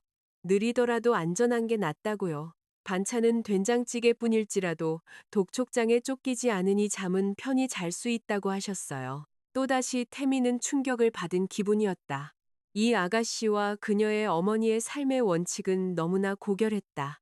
태민의 비즈니스 세계에서 빚은 도구였고 신용은 생활 방식이었다. 사람들은 빚으로 얻은 부를 과시하기 위해 경쟁했다. 하지만 그 좁은 골목의 작은 가족은 빚을 지지 않음으로써 자존심을 굳건히 지키고 있었다. 어머니는 현명한 분이시군요. 서연 씨. 태민이 진심으로 칭찬했다. 감사합니다, 대표님. 어머니는 제 최고의 스승님이세요. 서연이 자랑스럽게 미소 지었다. 서연이 사무실을 나간 후 태민은 일에 집중할 수 없었다. 그의 마음은 두꺼운 담요를 짜느라 떨리는 서연 어머니의 손의 이미지로 가득 찼다. 그는 점심값을 아끼고 동전을 한 입 두 입 모아 7개월 동안 단지 세탁기 한 대를 위해 저축하는 서연을 상상했다. 태민은 자신의 스마트폰을 바라보았다. 그는 모바일 뱅킹 앱을 열었 0이 길게 늘어선 잔액을 보았다. 이 돈은 죽은 물건이다. 태민은 생각했다. 이 돈은 그냥 쌓여만 있으면 아무 의미가 없다. 하지만 이 돈이 늙은 어머니의 손의 떨림을 멈출 수 있다면, 이 돈이 서연을 7개월보다 더 빨리 미소 짓게 할 수 있다면 이 돈은 가치 있는 것이 될 것이다. 하지만 태미는 그저 서연에게 돈이나 물건을 줄 수 없다는 것을 알았다. 그 아가씨는 자존심이 강했다. 그녀는 차에 태워주는 것도 거절했고 호의를 받는 것도 거절했다. 태민이 갑자기 세탁기를 사준다면 서연은 분명히 거절하거나 큰 빚을 졌다고 느낄 것이다. 태민은 서연의 자존심을 상하게 하지 않고 그 선물이 부자 사장의 자선이 아니라 서연 자신의 노력의 성과처럼 느껴지게 하는 우아한 방법을 찾아야 했다. 태민은 교활하게 미소 지었다. 하지만 이번에는 상대를 무너뜨리기 위한 비즈니스적 교활함이 아니었다. 선을 베풀기 위한 계략이었다. 그는 사무실 전화를 들고 인사과 번호를 눌렀다. 여보세요, 박 부장님. 저 강태민입니다. 지금 제 방으로 와주세요. 이번 달 신입사원 업무평가 자료를 가져오세요. 제가 새로운 이달의 직원 프로그램에 대한 아이디어가 있습니다. 태민이 단호하게 말했다. 저편에서 태민은 이미 계획을 세우고 있었다. 서연과 그녀의 어머니의 삶을 바꿀 계획. 세제 향기를 태민의 외로운 삶으로 가져올 계획.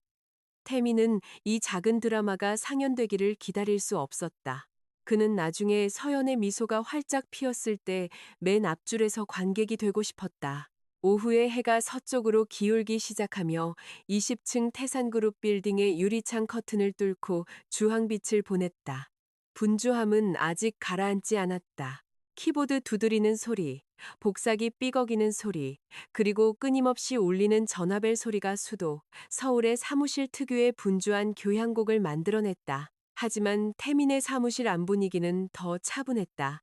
책상 위의 서류 더미는 여전히 관심을 요구하며 산더미처럼 쌓여 있었지만, 태민이 1분기 재무 보고서를 검토하고 있을 때 그의 사무실 문이 부드럽게 노크되었다. 들어오세요. 태민이 그래프와 숫자로 가득한 종이에서 시선을 떼지 않고 말했다. 서연이 두꺼운 파란색 파일 몇 개를 들고 들어왔다. 그녀의 얼굴은 약간 피곤해 보였다. 방금 아래층 마케팅 부서에 서명을 받으러 왔다 갔다 했기 때문에 관자놀이에 미세한 땀방울이 맺혀 있었다. 하지만 공손한 미소는 그녀의 입술을 떠나지 않았다. 실례합니다, 대표님. 아까 요청하신 프로모션 예산 승인 서류입니다. 모든 부서장님들이 서명하셨습니다. 대표님의 최종 승인만 남았습니다. 서연이 태민의 책상 위에 매우 깔끔하게 파일들을 놓으며 말했다. 태민은 길게 한숨을 쉬고 푹신한 가죽 의자의 등을 기댔다. 그는 코끝을 마사지하며 덮쳐오는 피로를 떨쳐내려 애썼다. 고마워요, 서연 씨. 거기 두세요. 점심은 먹었어요? 네, 대표님. 12시 정각에 먹었습니다. 대표님도 저녁 식사 잊지 마세요. 지난주처럼 또 위험 도지실라. 서연이 상사에 대한 부하 직원의 의례적인 인사가 아니라 진심 어린 걱정의 어조로 상기시켰다.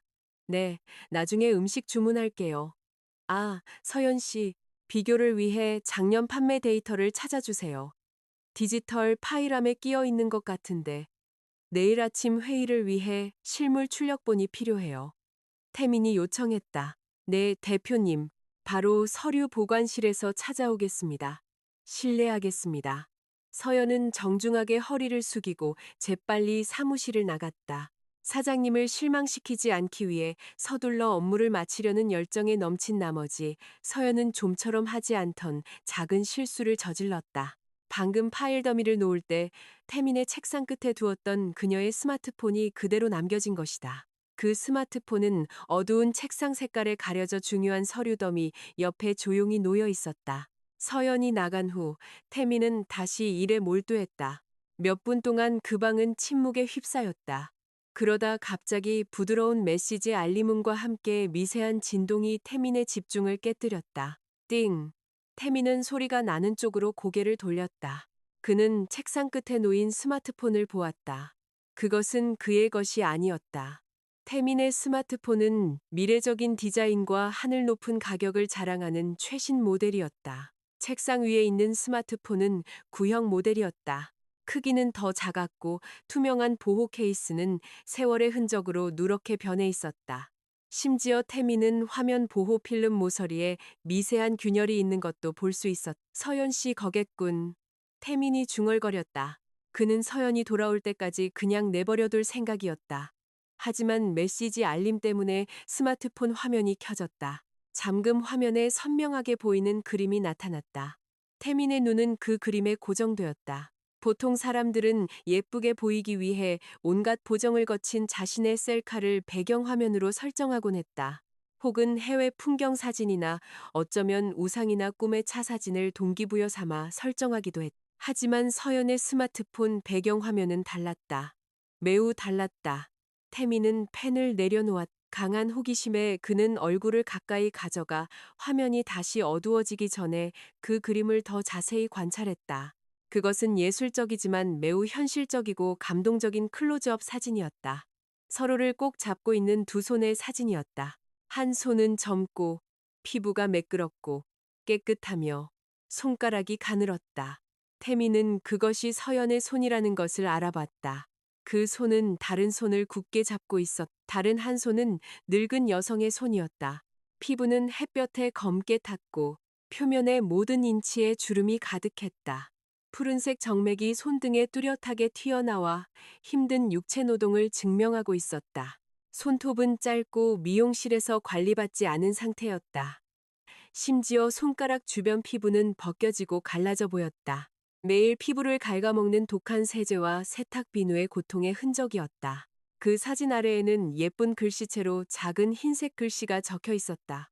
나의 천국은 이 거친 손 안에 있습니다. 태민의 심장이 1초간 멈추는 듯했다. 그는 그 사진의 넋을 잃고 바라보았다. 스마트폰 화면은 이내 어두워지고 꺼졌다. 태민을 갑자기 섬뜩하게 느껴지는 침묵 속에 남겨두고 사진 속 거친 손의 이미지가 그의 마음속에서 계속 춤을 추었다. 태민은 자신의 손을 내려다보았다. 평생 거친 일을 해본 적 없는 성인 남자의 손. 그의 손은 부드럽고 깨끗하며 잘 관리되어 있었다. 그는 손을 펜을 잡거나 노트북을 타이핑하거나 고급차의 핸들을 잡는 데만 사용했다. 태민의 손은 서비스를 받는 손이었다. 반면 사진 속 그 손, 서연 어머니의 손은 서비스를 제공하는 손이었다. 태미는 그 손이 매일 세제물에 닿을 때 얼마나 따가울지 상상했다. 그는 추위 때문에 아침에 일어날 때 그 손가락들이 얼마나 뻣뻣할지 상상했다. 하지만 서연은 그 상처투성이 손의 사진을 스마트폰을 열 때마다 가장 먼저 보는 것으로 설정해 두었다. 서연은 부끄러워하지 않았다. 오히려 그녀는 자랑스러워했다. 그녀는 어머니의 노고를 자신의 삶에서 가장 존귀한 자리에 두었다. 사무실 문이 다소 급하게 다시 열렸다. 서연이 당황한 얼굴로 들어왔다. 숨이 약간 찼. 죄송합니다. 정말 죄송합니다. 대표님, 제 핸드폰이 여기 남겨진 것 같아요. 아까 서류 보관실에 서두르다가 주머니에 넣는 걸 잊어버렸어요. 서연이 걱정스러운 어조로 말했다. 서연에게 그 핸드폰은 귀중품이었다. 가격 때문이 아니라 집에 계신 어머니와의 유일한 소통 수단이었기 때문이다. 태미는 천천히 그 핸드폰을 집어 서연에게 건넸다. 그는 서연의 손이 닿으려고 할 때 바로 놓지 않았다. 서연 씨, 태민이 조용히 불렀다. 서연은 당황하며 사장님을 쳐다보았다. 네, 대표님. 죄송해요. 아까 메시지가 와서 화면이 켜졌어요. 우연히 당신 잠금 화면 사진을 봤어요. 태민이 솔직하게 고백했다. 서연의 얼굴이 붉어졌다. 약간 부끄러웠다. 그녀는 고개를 숙이고 핸드폰을 주머니에 숨겼다. 아, 네, 대표님. 그림이 좀 부적절했다면 죄송합니다. 아름다운 풍경 사진이 아니라서요. 왜 부적절하다고 하죠? 태민이 진지하게 물었다. 그는 의자에서 일어나 책상을 돌아 서연 앞에 서서 책상 가장자리에 편안하게 기댔다. 제 생각에는 이 사무실에서 본 사진 중에 가장 아름다운 사진이에요. 서연은 그 칭찬을 듣고 놀라 고개를 들었다. 그녀는 태민의 눈에서 비꼬거나 조롱하는 기색을 찾으려 했지만 찾을 수 없었다.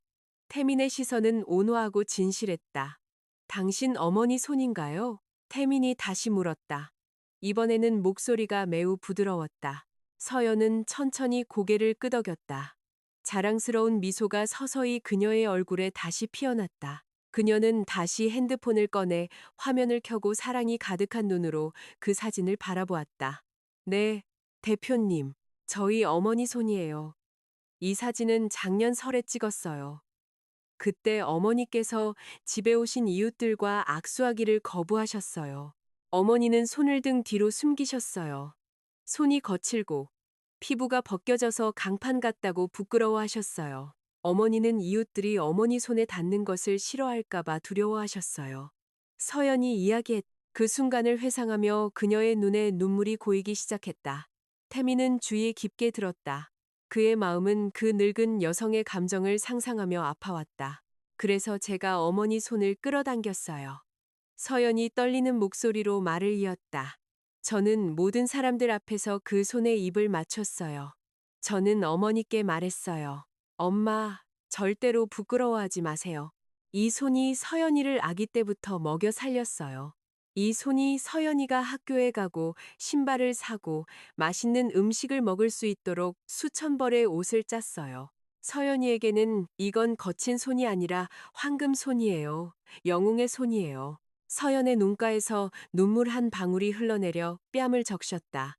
그녀는 재빨리 손등으로 눈물을 닦고는 태민에게 어색하게 미소 지었다. 죄송합니다, 대표님. 제가 너무 제 이야기를 하고 감정에 휩싸였네요. 들으시기 지루하셨을 텐데. 태민은 강하게 고개를 저었다. 그는 가까이 다가가 책상 위에 있던 티슈 한 장을 서연에게 건넸다. 지루하지 않아요, 서연 씨. 오히려 제가 왜소하게 느껴져요. 태민이 나직이 말했다. 왜소하다니요? 무슨 말씀이세요, 대표님? 서연이 혼란스러워하며 티슈를 받았다. 제 손을 보세요, 서연 씨. 태민이 두 손을 들어 올렸다. 제 손은 깨끗해요. 손목에는 차 한 대 값의 시계를 차고 있죠. 하지만 제 이 손은 당신 어머니의 손만큼 열심히 싸워본 적이 없어요. 제 손은 당신 어머니의 손처럼 다른 사람에게 생명을 준 적이 없어요. 당신 사진을 보고 저는 진정한 사치가 피부의 매끄러움이나 보석에 있는 것이 아니라 희생의 흔적에 있다는 것을 깨달았어요. 방은 다시 조용해졌다. 오직 벽시계의 똑딱거리는 소리만 들렸다. 서연은 새로운 시선으로 태민을 바라보았다. 그녀는 이 부유한 대기업 사장님이 그렇게 깊은 감수성을 가지고 있을 줄은 상상도 못했다. 지금까지 서연은 부자들은 자신과 같은 소시민의 감정적인 문제에 관심이 없을 것이라고 생각했다. 당신은 착한 아이예요, 서연 씨. 어머니는 당신처럼 노고를 소중히 여기는 딸을 두셔서 정말 자랑스러우실 거예요. 태민이 진심으로 말했다. 감사합니다, 대표님. 제가 그런 어머니를 둔 것이 자랑스럽습니다. 어머니는 결코 불평하지 않으세요. 비록 제가 가끔 밤에 어머니가 세제 때문에 생긴 작은 상처들로 따끔거리는 손을 따뜻한 물에 담그고 끙끙 앓으시는 걸 알지만요. 서연이 대답했다. 손을 담그고 끙끙 앓는다. 그 말들이 태민의 마음에 깊이 새겨졌다. 그의 결심은 더욱 굳어졌다. 어제 인사과와 함께 세운 계획은 즉시 실행되어야 했다. 다음 달도 다음 주도 아닌 가능한 한빨리. 그는 그 고귀한 여성의 손이 더 이상 고통받는 것을 내버려 두고 싶지 않았다. 알겠습니다. 이제 일하러 가세요. 제가 너무 오래 붙잡아서 미안해요. 아, 그리고 어머니가 핸드폰으로 보낸 메시지. 네가 좋아하는 토란국 끓여놨으니 일찍 퇴근하는 거 잊지 말라고 하셨어요. 태민이 분위기를 풀려고 말했다. 서연은 웃었. 이번에는 그녀의 웃음이 다시 경쾌해졌다. 방금의 슬픔의 흔적을 지워버렸다. 와, 대표님께서 메시지까지 읽으셨네요. 감사합니다, 대표님. 그럼 저는 서류 찾으러 가보겠습니다. 서연은 정중하게 허리를 숙이고 가벼운 발걸음으로 사무실을 나갔다. 서연이 나간 후 태민은 다시 의자에 앉았다. 하지만 이번에는 이를 건드리지 않았다. 그는 의자를 돌려놓기해서 서울의 전경을 보여주는 큰 창문을 향해 고층 빌딩들은 웅장해 보였지만 태민의 눈에는 모든 것이 차갑게 느껴졌다. 그의 생각은 자신의 어머니에게로 향했. 태민은 어머니의 손이 어땠는지 기억해내려고 애썼다. 그의 어머니는 항상 손톱과 피부 관리를 받던 사교계 명사였다. 어머니의 손은 항상 값비싼 향수 냄새가 나고 부드러우며 다이아몬드 반지로 가득했다. 하지만 태미는 그 손이 자신이 슬플 때 마지막으로 자신을 꽉 잡아준 것이 언제였는지 잊어버렸다. 어머니의 손은 파티에서 와인잔을 잡거나 쇼핑을 위해 신용카드를 잡느라 바빴다. 태미는 가슴에 뻥 뚫린 공허함을 느꼈다. 그는 부러웠다. 정말로 그는 서연이 부러웠다. 그 아가씨는 재산은 가난했지만 넘쳐나는 사랑의 불을 가지고 있었다. 서연의 핸드폰 사진은 값을 매길 수 없는 유대감의 진정한 증거였다. 태미는 자신의 고급 스마트폰을 집었다. 그는 사진 갤러리를 열었다. 그 안에는 프로젝트 사진, 새로 산 스포츠카 사진, 그리고 비즈니스 행사에서 찍은 몇 장의 셀카뿐이었다. 영혼이 담긴 사진은 하나도 없었다. 복잡한 감정으로 태미는 자신의 스마트폰을 책상 위에 엎어놓았다. 그는 그리고 나서 사무실 전화를 들고 물류부서의 내선 번호를 눌렀다. 여보세요, 김 과장님. 저 강태민입니다. 가격 조사를 좀 도와주셔야겠습니다. 세탁과 건조를 동시에 할 수 있고 기능이 가장 완벽한 최고 품질의 세탁기를 찾아주세요. 그리고 가장 중요한 것은 어르신들이 쉽게 조작할 수 있는 버튼이어야 합니다. 그리고 하나 더, 안전한 스팀 다리미도 찾아주세요. 더 이상 뜨거운 손이 없었으면 합니다. 전화 저편에서 김 과장님은 당황한 듯 했다. 알겠습니다, 대표님. 사무실 비품으로 필요하신 건가요? 아니면 대표님 댁에 필요하신 건가요? 선물용입니다. 태민이 짧게 대답했다. 영웅을 위한 선물이죠. 태민은 만족스러운 미소로 전화를 끊었다. 그는 나중에 서연의 얼굴을 상상했다. 그는 서연 어머니의 거친 손이 더 이상 독한 세제물에 닿을 필요가 없을 것을 상상했다. 그는 그 손이 서서히 회복되는 것을 상상했다. 그녀의 피부는 더 이상 벗겨지지 않을 것이다. 태미는 자신의 돈으로 세상의 모든 고통을 없앨 수는 없다는 것을 깨달았다. 하지만 적어도 서연이라는 한 아가씨와 그녀의 어머니에게는 태미는 변화를 만들 수 있었다. 그리고 그 생각은 그의 얼어붙었던 마음을 서서히 따뜻하게 만들었다.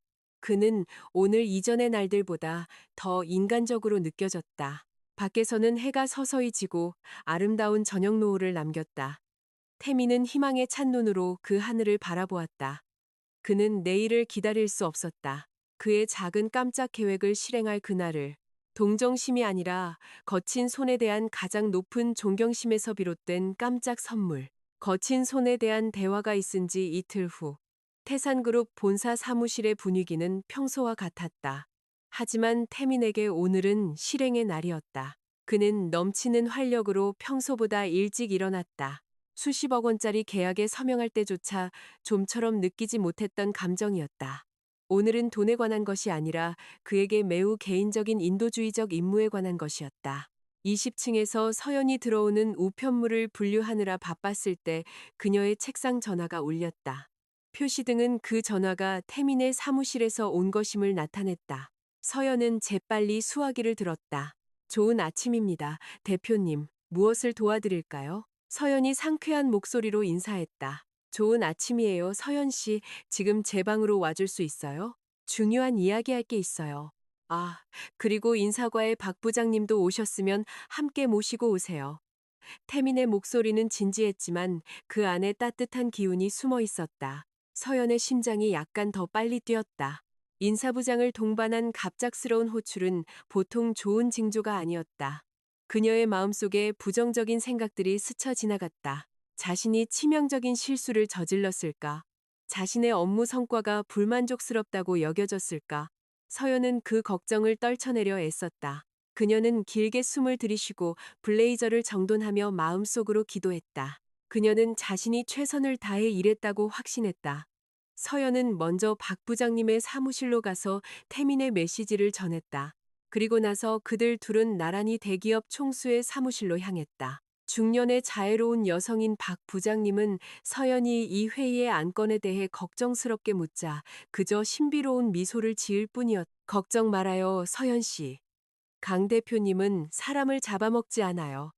박 부장님이 안심시키며 농담을 건넸다. 그들이 들어갔을 때 태미는 이미 기다리고 있었다. 그는 위압적인 책상 뒤에 커다란 의자에 앉아 있지 않았다. 그는 더 편안한 손님용 소파에 앉아 있었고 앞에 커피 테이블 위에는 커다란 갈색 봉투와 두꺼운 카탈로그가 놓여 있었다. 앉으세요, 박 부장님. 서연 씨. 태민이 친절하게 권했다. 서연은 등을 곧게 펴고 소파 가장자리에 앉았다. 그녀의 손은 무릎 위에서 서로 엇갈려 있었다. 그녀는 태민의 표정을 읽으려고 애썼지만 그의 잘생긴 얼굴은 차분하고 읽기 어려웠다.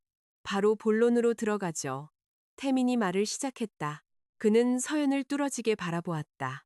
서연 씨, 우리 회사 태산그룹은 신입사원 업무 성과 평가를 진행하고 있습니다. 우리는 헌신적인 직원 포상이라는 새로운 프로그램을 가지고 있습니다. 이 프로그램은 머리로만 일하는 것이 아니라 마음으로도 일하는 직원에게 보상하는 것을 목표로 합니다. 서연은 아직 이 대화가 어디로 향하는지 이해하지 못한 채 천천히 고개를 끄덕였다. 태미는 말을 이었다. 저와 박 부장님은 몇 주 동안 당신의 업무 성과를 지켜봤습니다. 우리는 놀라운 헌신을 보았습니다. 당신은 가장 일찍 출근하고 가장 늦게 퇴근하며 결코 불평하지 않았습니다. 하지만 우리에게 가장 깊은 인상을 준 것은 당신의 인성, 당신이 봉사하는 방식, 당신의 정직함, 그리고 당신의 진심이 팀에 긍정적인 에너지를 가져다 준다는 점입니다. 서연은 그 칭찬에 얼굴이 뜨거워지는 것을 느꼈다. 감사합니다, 대표님. 저는 제 할 일을 했을 뿐입니다. 자, 태민이 부드럽게 말을 끊었. 당신의 기대 이상의 업무 성과 때문에 경영진은 당신에게 포상 보너스를 주기로 결정했습니다. 하지만 이 보너스는 현금 형태가 아닙니다. 태민은 두꺼운 카탈로그를 서연 앞으로 밀었다. 서연은 망설이며 그것을 열었다. 카탈로그의 내용을 보고 그녀의 눈이 커졌다. 그것은 휴가 카탈로그나 보석 카탈로그가 아니었. 그것은 고급 가전제품 카탈로그였다. 보너스는 당신이 가족의 복지를 지원하기 위해 선택할 수 있는 특정 금액 상당의 물품입니다. 태민이 설명했다. 하지만 제가 당신을 위해 특별한 패키지를 선택하는 주도권을 잡았습니다. 제가 표시해둔 10페이지를 열어보세요. 서연은 떨리는 손으로 카탈로그 페이지를 넘겼다. 10페이지에는 현대적인 세탁소 장비 세트의 사진이 실려 있었다. 전기와 물을 절약하는 최신 기술이 적용된 드럼 세탁기 2대, 대용량 자동 건조기 2대, 그리고 의류 산업 표준의 수직 스팀 다리미 1대가 있었다. 그 사진 아래에는 전문 세탁소 창업 패키지, 홈 비즈니스를 위한 현명한 솔루션이라는 설명이 적혀 있었다. 서연은 고개를 들어 믿을 수 없다는 표정으로 태민을 바라보았다. 입이 약간 벌어졌지만 아무 소리도 나오지 않았다. 대표님, 이건 서연이 더듬거렸다. 어머니께서 집에서 세탁소를 운영하신다고 들었어요. 태민이 부드럽게 말했다. 일상적인 필요에 쓰여 없어질 현금을 주는 것보다 어머니의 노동 부담을 덜어줄 수 있는 도구를 주는 것이 더 낫다고 생각했어요. 이 기계들이 있으면 어머니는 더 이상 손으로 비빌 필요도 없고 손이 아플 때까지 짤 필요도 없어요. 그리고 이 건조기가 있으면 빨래가 마르지 않았다고 비가 올 때 패닉에 빠질 필요도 없죠. 서연의 눈에 즉시 눈물이 고였다. 그녀는 어머니의 거친 손을 떠올렸다. 그녀는 소박한 세탁기 1대를 위해 7개월 동안 저축하려던 자신의 꿈을 떠올렸다. 그리고 이제 그녀 앞에는 자신의 꿈보다 훨씬 더 좋은 최첨단 장비 세트가 제안되고 있었다. 하지만 서연의 자존심이 반항했다. 그녀는 이것이 너무 과하다고 느꼈다. 동정받는 기분이었다. 대표님, 죄송합니다. 서연의 목소리는 떨렸지만 단호했다. 이건 너무 비싸요. 저는 받을 수 없습니다. 저는 여기서 일한 지 얼마 안 됐어요. 저는 이 물건들의 가격에 상응하는 기여를 아직 하지 못했습니다. 다른 직원들에게 불공평하게 여겨질까봐 두렵습니다. 태미는 이 반응을 예상했다. 그는 차분하게 미소 짓고는 박 부장님을 돌아보았다. 박 부장님, 서연 씨에게 우리의 협력업체 파트너십 정책에 대해 설명해 주세요. 태민이 요청했다. 이것은 서연이 자선을 받는다고 느끼지 않도록 그가 꾸민 시나리오의 일부였다. 박 부장님은 단호하게 고개를 끄덕였다. 서연 씨, 이건 순수한 회사 돈이 아니에요. 태산그룹은 방금 이 전자제품 협력업체와 스폰서십 계약을 맺었어요. 우리는 제품 테스트와 브랜딩의 일환으로 우수 직원에게 나눠줄 홍보용 제품 할당량을 받았어요. 그러니 부담 갖지 않아도 돼요. 오히려 거절하면 이 할당량은 소멸되고 사용되지 못해 안타까운 일이 될 거예요. 그것은 달콤한 하얀 거짓말이었다. 태민이 자신의 사비로 모든 것을 지불했다. 하지만 그는 박 부장님에게 서연이 부담 없이 받아들일 수 있도록 그것을 회사 프로그램으로 포장해달라고 부탁했다. 서연은 그 여성의 눈에서 진실을 찾으려 박 부장님을 바라보았다. 박 부장님은 매우 확신에 찬 미소를 지었다. 정말 그런가요, 부장님? 서연이 의심스럽게 물었다. 정말이란다, 얘야. 이건 내 어머니의 복이야. 거절하지 마. 어머니께서 더 이상 무거운 청바지를 손으로 비비지 않으셔도 된다면 얼마나 기뻐하시겠니? 박 부장님이 설득했다. 태민이 이번에는 매우 개인적인 어조로 덧붙였다. 서연 씨, 핸드폰 사진 속 어머니의 거친 손을 기억하세요. 저는 그 손이 쉬었으면 좋겠어요. 저는 어머니께서 자기 집의 주인이 되셨으면 좋겠어요. 이 장비들이 있으면 어머니는 버튼만 누르고 세탁이 끝날 때까지 TV를 보며 편안히 앉아 계실 수 있어요. 피곤하지 않게 더 많은 주문을 받으실 수 있을 거예요. 이건 도움이 아니에요, 서연 씨. 이건 가족의 영웅에게 드리는 선물이고, 우연히 그 영웅이 당신 어머니인 것뿐이에요. 서연의 방어선이 무너졌. 세탁조 앞에서 허리를 굽히지 않고 편안히 앉아 계신 어머니의 모습이 너무나 유혹적이었다. 감동의 눈물이 마침내 뺨을 타고 흘러내렸다. 그녀는 더 이상 거절할 수 없었다. 어머니에 대한 사랑이 자존심을 이겼다. 감사합니다. 정말 감사합니다. 대표님, 부장님. 서연이 고개를 숙이며 나직이 흐느꼈. 어떻게 보답해야 할지 모르겠어요. 이건 제 오랜 꿈이었어요. 태미는 안도의 미소를 지으며 티슈를 건넸다. 여기서 계속 잘 일하고 어머니가 항상 건강하시도록 하는 것으로 보답하면 돼요. 그것만으로도 회사에는 충분해요. 태미는 그리고 나서 갈색 봉투를 건넸다. 이건 배송장과 보증서입니다. 오늘 오후에 당신 주소로 물건이 배송될 거예요. 제가 물류팀에 모든 것이 설치되고 사용 준비가 완료될 때까지 확인하라고 요청했어요. 그들이 돌아가기 전에요. 그들은 또한 이 기계들의 전력을 감당할 수 있도록 당신 집의 전기 및 수도 설비를 약간 보수할 거예요. 전기세 걱정은 하지 마세요. 이 기계는 인버터 기술이라 전력 효율이 매우 높아요. 서연은 마치 천국에서 온 귀중한 편지를 받는 것처럼 그 봉투를 받았다. 그녀의 손이 떨렸다.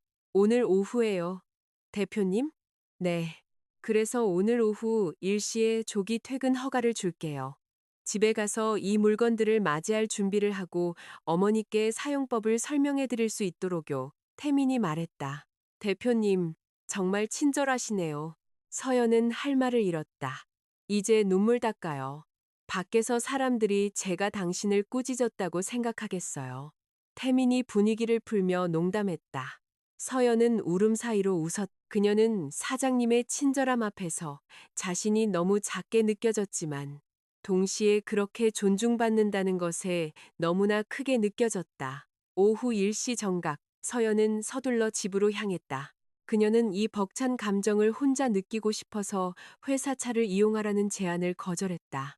버스 안에서 내내 서연은 미소를 멈출 수 없었. 그녀는 어머니의 얼굴을 상상했다.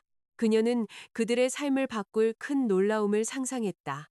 서연이 집 골목 입구에 도착했을 때 그녀는 전자제품 가게 로고가 밝힌 트럭이 주차되어 있는 것을 보았다. 파란색 유니폼을 입은 몇몇 사람들이 큰 상자들을 골목 안으로 나르고 있었다. 이웃들은 흥미진진하게 구경하며 모여 있었다. 와, 서연아, 세탁기 샀니? 최신형이네. 드라마에 나오는 것 같아. 마당을 쓸고 있던 동네 반장님이 소리쳤다. 서연은 미소 지으며 공손하게 고개를 끄덕일 뿐이었다. 그녀는 반쯤 뛰다시피 집으로 발걸음을 재촉했다. 집 테라스에서 서연은 두려움과 혼란이 뒤섞인 얼굴로 얼어붙어 있는 어머니를 보았다. 서연의 어머니는 낯선 사람들이 그들의 좁은 거실로 큰 물건들을 들여놓는 것을 보고 있었다. 서연아. 서연이 오는 것을 보고 어머니가 소리쳤다. 이게 뭐니? 사람들이 물건을 가져왔는데 엄마를 위한 거래. 엄마는 주소가 잘못된 줄 알고 무서웠어. 우리는 이렇게 비싼 물건을 살 돈이 없잖니. 서연은 즉시 어머니를 꼭 껴안았다. 그녀는 그 늙은 여성의 품에서 행복의 눈물을 쏟아냈다. 주소 틀리지 않았어요, 엄마. 이건 엄마의 복이에요. 이건 서연이 회사에서 준 선물이에요. 엄마는 이제 비빌 필요 없어요. 더 이상 피곤할 필요 없어요. 서연이 흐느끼며 말했다. 태민이 보낸 기술자들은 매우 전문적으로 일했다. 그들은 단순히 배달만 한 것이 아니라 새로운 수도 설비를 설치하고 안전을 위해 접지 케이블을 연결했으며 그 기계들을 보통 세탁에 사용되던 뒷방에 깔끔하게 배치했다. 예전에는 축축하고 어수선했던 공간이 이제는 건조기와 나란히 선 두 대의 반짝이는 흰색 세탁기로 현대적으로 보였다. 기술자들이 매우 쉽고 한국어로 된 버튼 조작법을 설명한 후 그들은 떠났다. 서연과 그녀의 어머니만이 그 마법 같은 기계 앞에 서 있었. 서연의 어머니는 망설이며 세탁기 표면을 만졌다. 마치 그 물건이 깨질까봐 두려운 듯했다. 거칠고 굳은 살이 박인 어머니의 손이 매끄러운 기계 본체를 어루만졌다. 서연아. 어머니의 목소리가 심하게 떨렸다. 이거 정말 우리 거니? 어머니 거예요. 서연이 정정했다. 이 더러운 옷 넣어보세요. 이 버튼 누르시고요. 그리고 시작 버튼이요. 떨리는 손으로 서연의 어머니는 딸의 지시를 따랐다. 그녀는 더러운 옷더미를 넣고 특수 서랍에 액체 세제를 약간 붓고 시작 버튼을 눌렀다. 기계는 부드럽게 윙윙거렸고 표시등이 켜졌으며 물이 자동으로 통을 채우기 시작했다. 통은 천천히 회전하며 옷을 부드럽게 섞었다. 시끄러운 소음도 튀는 물도 없었다. 서연의 어머니는 한 걸음 뒤로 물러나 두 손으로 얼굴을 가렸다. 그녀의 어깨가 들썩였다. 그 늙은 여성의 울음이 터져나왔다. 슬픔의 눈물이 아니라 엄청난 안도감의 눈물이었다. 30년 동안 서연 어머니의 손은 매일 세제물에 닿지 않은 날이 없었다. 30년 동안 그녀의 허리는 얼룩을 문지르기 위해 굽혀졌다. 오늘 처음으로 그녀는 한 방울의 땀도 흘리지 않고 옷이 세탁되는 것을 보았다. 감사합니다, 하느님, 감사합니다. 어머니는 흐느낌 사이로 반복해서 속삭였다. 서연은 옆에서 어머니를 껴안고 어머니의 어깨에 머리를 기댔다. 이제부터 엄마는 이 기계 감독만 하시면 돼요. 엄마는 차 마시면서 앉아 계시거나 잡지를 읽거나 이웃들과 이야기하실 수 있어요. 이 기계가 우리를 위해 열심히 일하게 두세요. 고맙다, 딸아. 고맙다. 어머니가 서연의 뺨에 입을 맞췄다. 내 사장님께 엄마의 크나큰 감사를 전해주렴. 엄마는 어떻게 보답해야 할지 모르겠. 하나님께서 그분의 친절을 몇 배로 갚아주시길 바랄 뿐이야. 서연은 굳게 고개를 끄덕였다. 꼭 전해드릴게요, 엄마. 그날 오후 서연의 집은 새로운 향기로 가득 찼다. 세제 향기뿐만 아니라 희망의 향기. 궁금해하던 이웃들이 그 최첨단 기술을 보기 위해 모여들기 시작했다. 자랑스럽지만 여전히 겸손하게 서연의 어머니는 자신의 세기계를 보여주었다. 서연은 어머니의 얼굴이 오후의 햇살보다 훨씬 더 밝게 빛나는 것을 보았다. 어머니의 얼굴 주름은 끊이지 않는 미소 때문에 옅어지는 듯했다. 멀리 호화로운 마천루에서 태미는 자신의 사무실 창가에 서 있었다. 그는 해가 지는 방향을 바라보았다. 서연이 사는 동네 방향을. 그의 핸드폰이 진동했다. 서연에게서 메시지가 왔다. 단 한 장의 사진이었다. 돌아가는 세탁기 앞 플라스틱 의자에 앉아 계신 서연 어머니의 사진. 따뜻한 차 한 잔을 들고 계셨다. 그 늙은 여성의 얼굴은 평화롭게 미소 짓고 있었다. 그녀의 눈은 휴식의 순간을 즐기며 감겨 있었다. 그 사진 아래에는 짧은 메시지가 있었다. 감사합니다, 대표님. 오늘 저희 어머니는 행복해서 우셨습니다.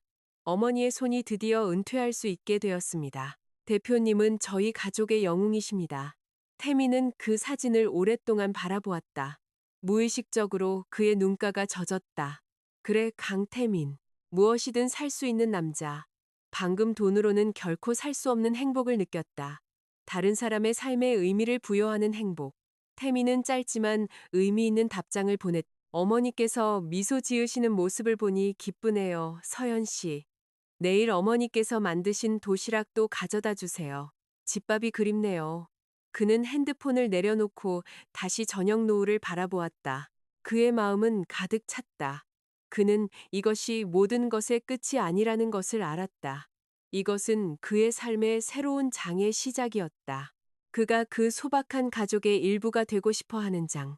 선물을 주는 사장으로서가 아니라 그 미소를 영원히 지켜주고 싶은 한 남자로서.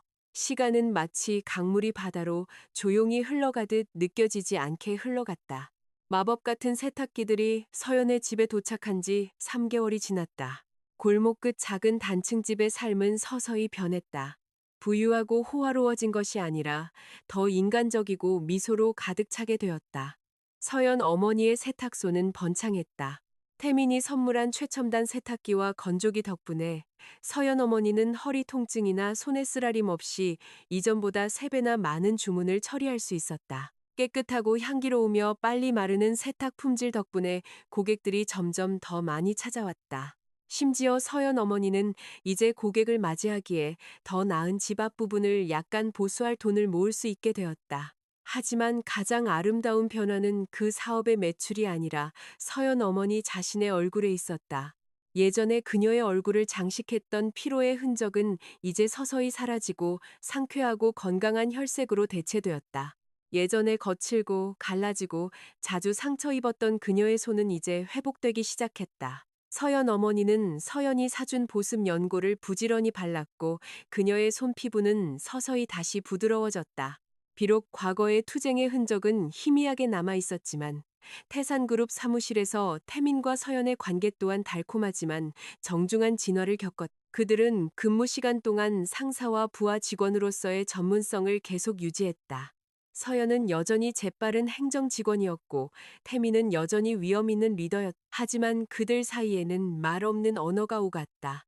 스치듯 마주치지만 의미심장한 눈빛, 복도에서 마주칠 때의 엷은 미소, 그리고 다른 사람들의 시야를 벗어난 작은 배려들. 태미는 배가 고파서가 아니라 어머니의 근황에 대한 서연의 이야기를 듣고 싶어서 종종 휴식 시간을 그리워하는 자신을 발견했다. 서연 또한 평소보다 더 길고 더 간절한 기도를 담아 태민을 위해 커피를 내리는 자신을 종종 발견했다. 어느 맑은 금요일 오후 서연이 태민의 사무실 문을 두드렸다. 그녀의 얼굴은 환하게 빛나고 있었지만 뺨에는 약간의 수줍음이 어려 있었다. 실례합니다, 대표님. 바쁘신가요? 서연이 공손하게 물었다. 비즈니스 잡지를 읽고 있던 태민은 즉시 책을 덮었다.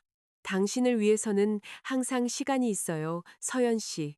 무슨 일이죠? 사무실에 문제라도 있나요? 서연은 재빨리 고개를 저었다. 아니요, 대표님. 업무에 관한 건 아니에요, 저기. 어머니께서 메시지를 전해달라고 하셨어요. 대표님을 저희 집 저녁 식사에 꼭 초대하고 싶어 하세요. 어머니의 세탁소 사업이 이제 안정된 것에 대한 감사의 표시로요. 어머니께서 대표님을 위해 특별한 음식을 요리하고 싶다고 하셨어요. 서연이 말을 흐렸다. 그녀의 손가락이 블레이저 끝을 초조하게 만지작거렸다. 하지만 뭐죠, 서연 씨? 태민이 부드럽게 물었다. 하지만 저희 집은 좁아요, 대표님. 저희는 고급 식탁이 없어요. 저희는 바닥에서 돗자리를 깔고 먹어요. 어머니 요리도 그냥 시골 음식이지 대표님께서 보통 드시는 스테이크나 파스타가 아니에요. 대표님께서 불편하시거나 속이 놀라실까봐 걱정돼요. 서연이 고개를 숙인 채 솔직하게 말했다. 태미는 활짝 웃었다. 눈가까지 번지는 미소였다. 그는 의자에서 일어나 서연에게 다가갔다. 서연 씨, 제 말 들어요. 저는 이 도시 최고의 레스토랑에서 식사해봤어요. 해외의 5성급 호텔에서도 먹어봤고요. 하지만 그거 알아요? 외로웠어요. 저는 혼자 먹었어요. 낯선 웨이터의 서비스를 받으면서요. 당신 어머니의 이 초대는 제가 올해 받은 가장 호화로운 초대예요. 제가 갈게요. 물론이죠. 그 대답을 들은 서연의 눈이 반짝였다. 정말이세요, 대표님? 돗자리에 앉는 거 괜찮으세요? 전혀요. 오히려 제가 찾던 게 바로 그거예요. 어머니께 전해주세요. 내일 저녁 예배 후에 갈게요.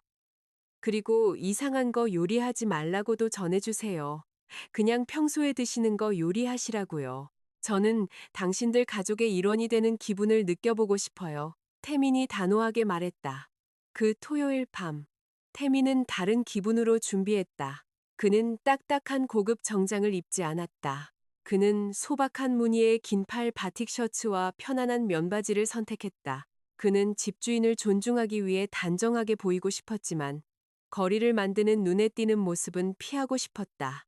출발하기 전에 태미는 과일 가게와 빵집에 들렀다. 그는 신선한 과일 바구니를 샀다. 그리고 운전기사인 박 기사님의 조언에 따라 그는 특별한 롤케이크도 샀다. 박 기사님 말로는 롤케이크가 한국 문화에서 장모님의 마음을 녹이는 열쇠라고 했다. 태미는 그 조언을 떠올리며 쓴웃음을 지었지만 따랐다. 태민의 차는 이제 그에게 매우 익숙해진 좁은 골목으로 다시 들어섰다. 그는 박 기사님에게 골목 입구에서 기다려달라고 부탁했다. 태민은 서연의 집까지 걸어가고 싶었다. 그는 이웃들과 인사하고 싶었다. 그는 서연이 자란 동네의 분위기를 느끼고 싶었다. 태민의 발소리가 골목길 포장도로 위를 단단하게 울렸다. 테라스에 앉아있던 몇몇 주민들이 그에게 친근하게 인사했다. 그의 얼굴을 서연 어머니에게 세탁기를 선물한 친절한 사장님으로 알아보았다. 태미는 미소와 공손한 목례로 그들의 인사에 답했다. 오만함은 없었고 오직 손님의 친절함만이 있었다. 서연의 집 앞에 도착하자 식욕을 돋우는 요리 냄새가 즉시 그의 후각을 맞이했다. 볶은 마늘, 된장, 그리고 코코넛 밀크 향기가 집 환기구에서 새어나왔다. 집 문은 활짝 열려 있었고 거실이 바닥 식당으로 변신한 모습을 보여주었다. 가구들은 가장자리로 밀려났고 깨끗한 젓갈색 카펫이 방 중앙에 깔끔하게 펼쳐져 있었다.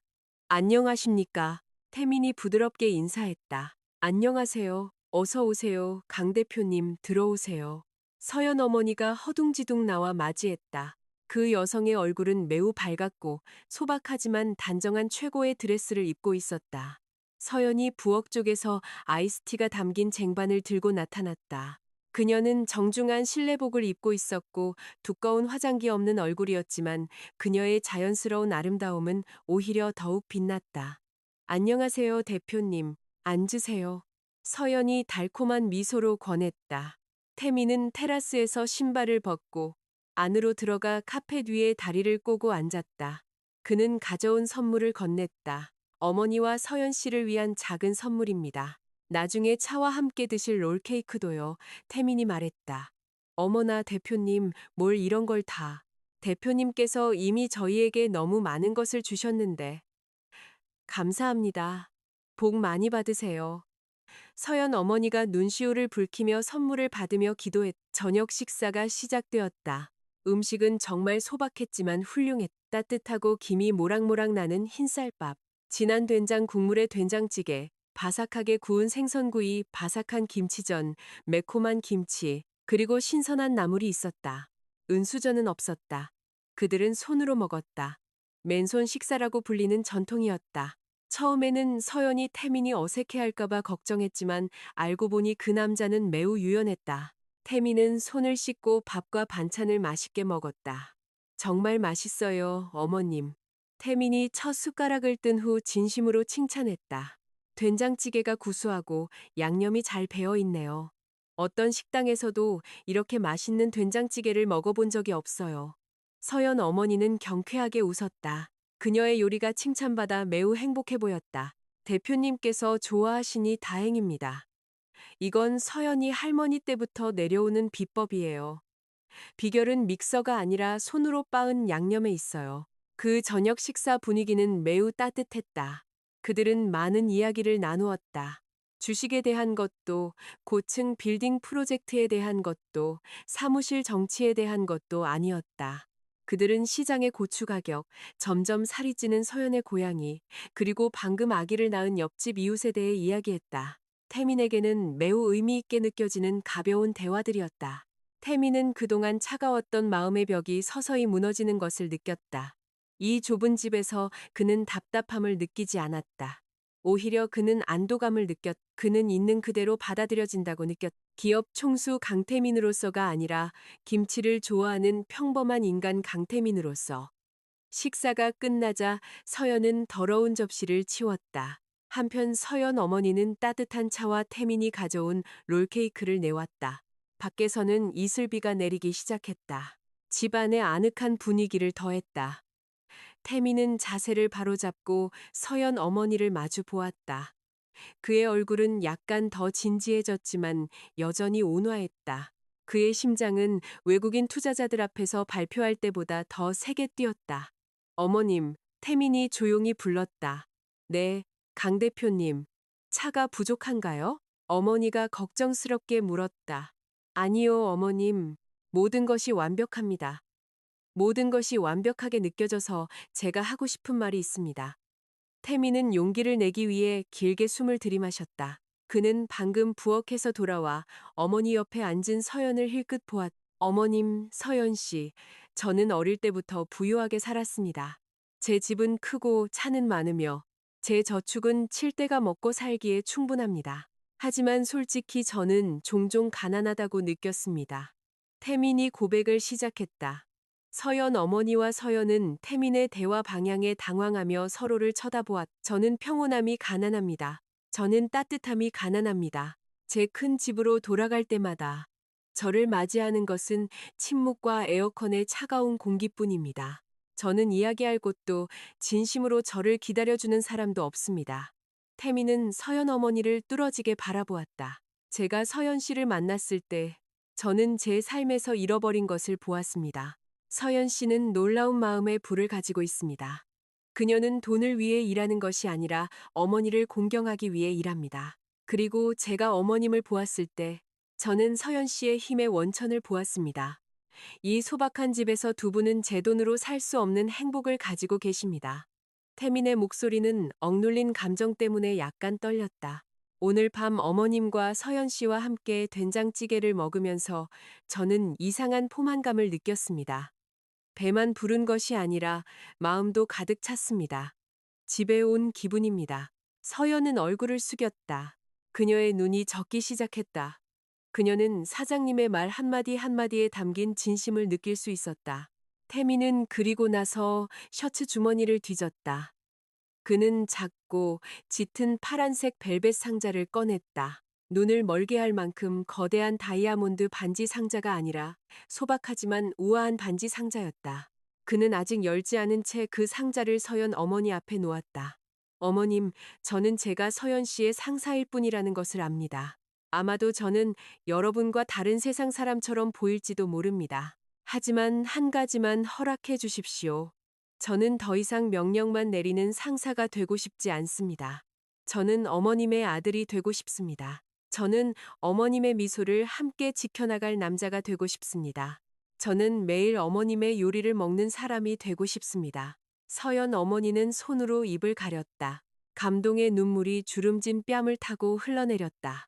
그녀는 태민처럼 친절하고 존경스러운 남자가 자신에게 허락을 구하기 위해 그렇게까지 겸손해질 줄은 상상도 못했다. 태민은 그리고 나서 서연을 바라보았다. 그는 상자를 열었다. 그 안에는 작고 달콤한 보석이 밝힌 화이트 골드 반지가 있었다. 디자인은 소박하고 눈에 띄지 않았지만 매우 아름다웠고 서연의 성격과 매우 잘 어울렸다. 서연 씨. 태민이 부드럽게 불렀다. 서연은 눈물에 젖은 얼굴을 들었다. 저는 당신의 삶이 동화 속 공주님처럼 될 것이라고 약속하지 않아요. 저는 단점이 있고, 때로는 까다롭고, 때로는 일에 지치는 평범한 인간입니다. 하지만 한 가지 약속할게요. 저는 항상 당신이 만족감을 느끼도록 노력하겠다고 약속합니다. 저는 당신 어머니를 제 친어머니처럼 존경하겠다고 약속합니다. 그리고 당신의 캔버스화가 다시는 혼자 걷지 않을 것이라고 약속합니다. 태미는 반지를 집었지만 끼워주지는 않았다. 그는 그것을 공중에 들고 있었다. 서연 씨, 저를 받아주시겠어요? 부자 사장으로서가 아니라 당신의 마음과 당신의 집에서 안식을 얻고 싶은 평범한 남자 강태민으로서요. 저와 결혼해 주시겠어요? 방은 조용했고 밖에서는 점점 거세지는 빗소리만 들렸다. 마치 하늘이 그 신성한 순간의 증인이 되는 것 같았다. 서연은 어머니를 돌아보았다. 어머니는 눈물 속에서 미소 지으며 단호하게 고개를 끄덕여 진심 어린 축복을 보냈다. 받아들여라, 얘야. 그는 좋은 사람이야. 엄마는 허락한다. 서연은 다시 태민을 바라보았다. 그 아가씨의 눈에는 망설임이 없었다. 그녀는 태민의 눈에서 꾸밈없는 진심을 보았다. 대표님, 서연이 나직이 말했다. 그리고 그녀는 정정했, 태민 씨. 태민은 그 새로운 호칭을 듣고 미소 지었다. 저는 재산이 필요 없어요, 태민 씨. 저는 호화로운 집이 필요 없어요. 제가 필요한 것은 저를 이끌어주고 어머니를 사랑해줄 수 있는 가장뿐이에요. 태민 씨께서 저와 어머니가 만든 김치전과 된장찌개를 먹는 것에 결코 질리지 않겠다고 약속하신다면 제 대답은 네입니다. 저는 할게요. 태민은 엄청난 안도의 한숨을 내쉬었다. 감사합니다. 그가 감사에 참말했다. 행복에 약간 떨리는 손으로 태민은 서연의 약지에 반지를 끼워주었다. 반지는 마치 서연의 손가락을 위해 만들어진 것처럼 완벽하게 맞았다. 고마워요, 서연 씨. 고마워요, 어머님. 태민이 말했다. 그는 그리고 나서 놀라운 행동을 했다. 그는 서연 어머니의 발 앞에 엎드려 서연이 자주 하던 것처럼 경건하게 그 늙은 여성의 손에 입을 맞추었다. 서연 어머니는 행복에 울며 태민의 등을 쓰다듬었다. 일어나렴, 태민아. 이제 너도 내 아들이야. 우리 서연이 잘 부탁한다. 나중에 너희 작은 가족을 위한 믿음직한 가장이 되어주렴. 그날 밤 비가 너무 많이 오면 가끔 새는 소박한 집 지붕 아래에서 진정한 행복이 만들어졌다. 비즈니스 거래 때문도 사회적 지위 때문도 아닌 서로를 보완하는 두 마음의 만남 때문이었다. 태미는 자신의 집을 찾았고 서연은 자신의 보호자를 찾았으며 서연 어머니는 딸이 올바른 남자의 손에 있는 것을 보고 마음의 평안을 찾았다. 밖에서는 비가 서서히 그치고 마음을 진정시키는 젖은 흙냄새를 남겼다. 태민, 서연, 그리고 그녀의 어머니는 웃음과 아름다운 미래 계획으로 남은 밤을 함께 즐겼다. 태민은 자신의 가장 큰 재산이 마천루나 은행 예금이 아니라 바로 이 순간이라는 것을 깨달았다. 그가 받아들여지고 사랑받으며 온전한 가족을 가진 순간. 그리고 이 사랑 이야기는 때로는 사랑이 눈부신 사치에서 오는 것이 아니라 깨끗한 캔버스와 진심 어린 드립 커피 한 잔, 길고양이에 대한 배려, 그리고 거친 어머니의 손에 대한 존경심과 같은 소박한 것들에서 자라난다는 것을 증명했다.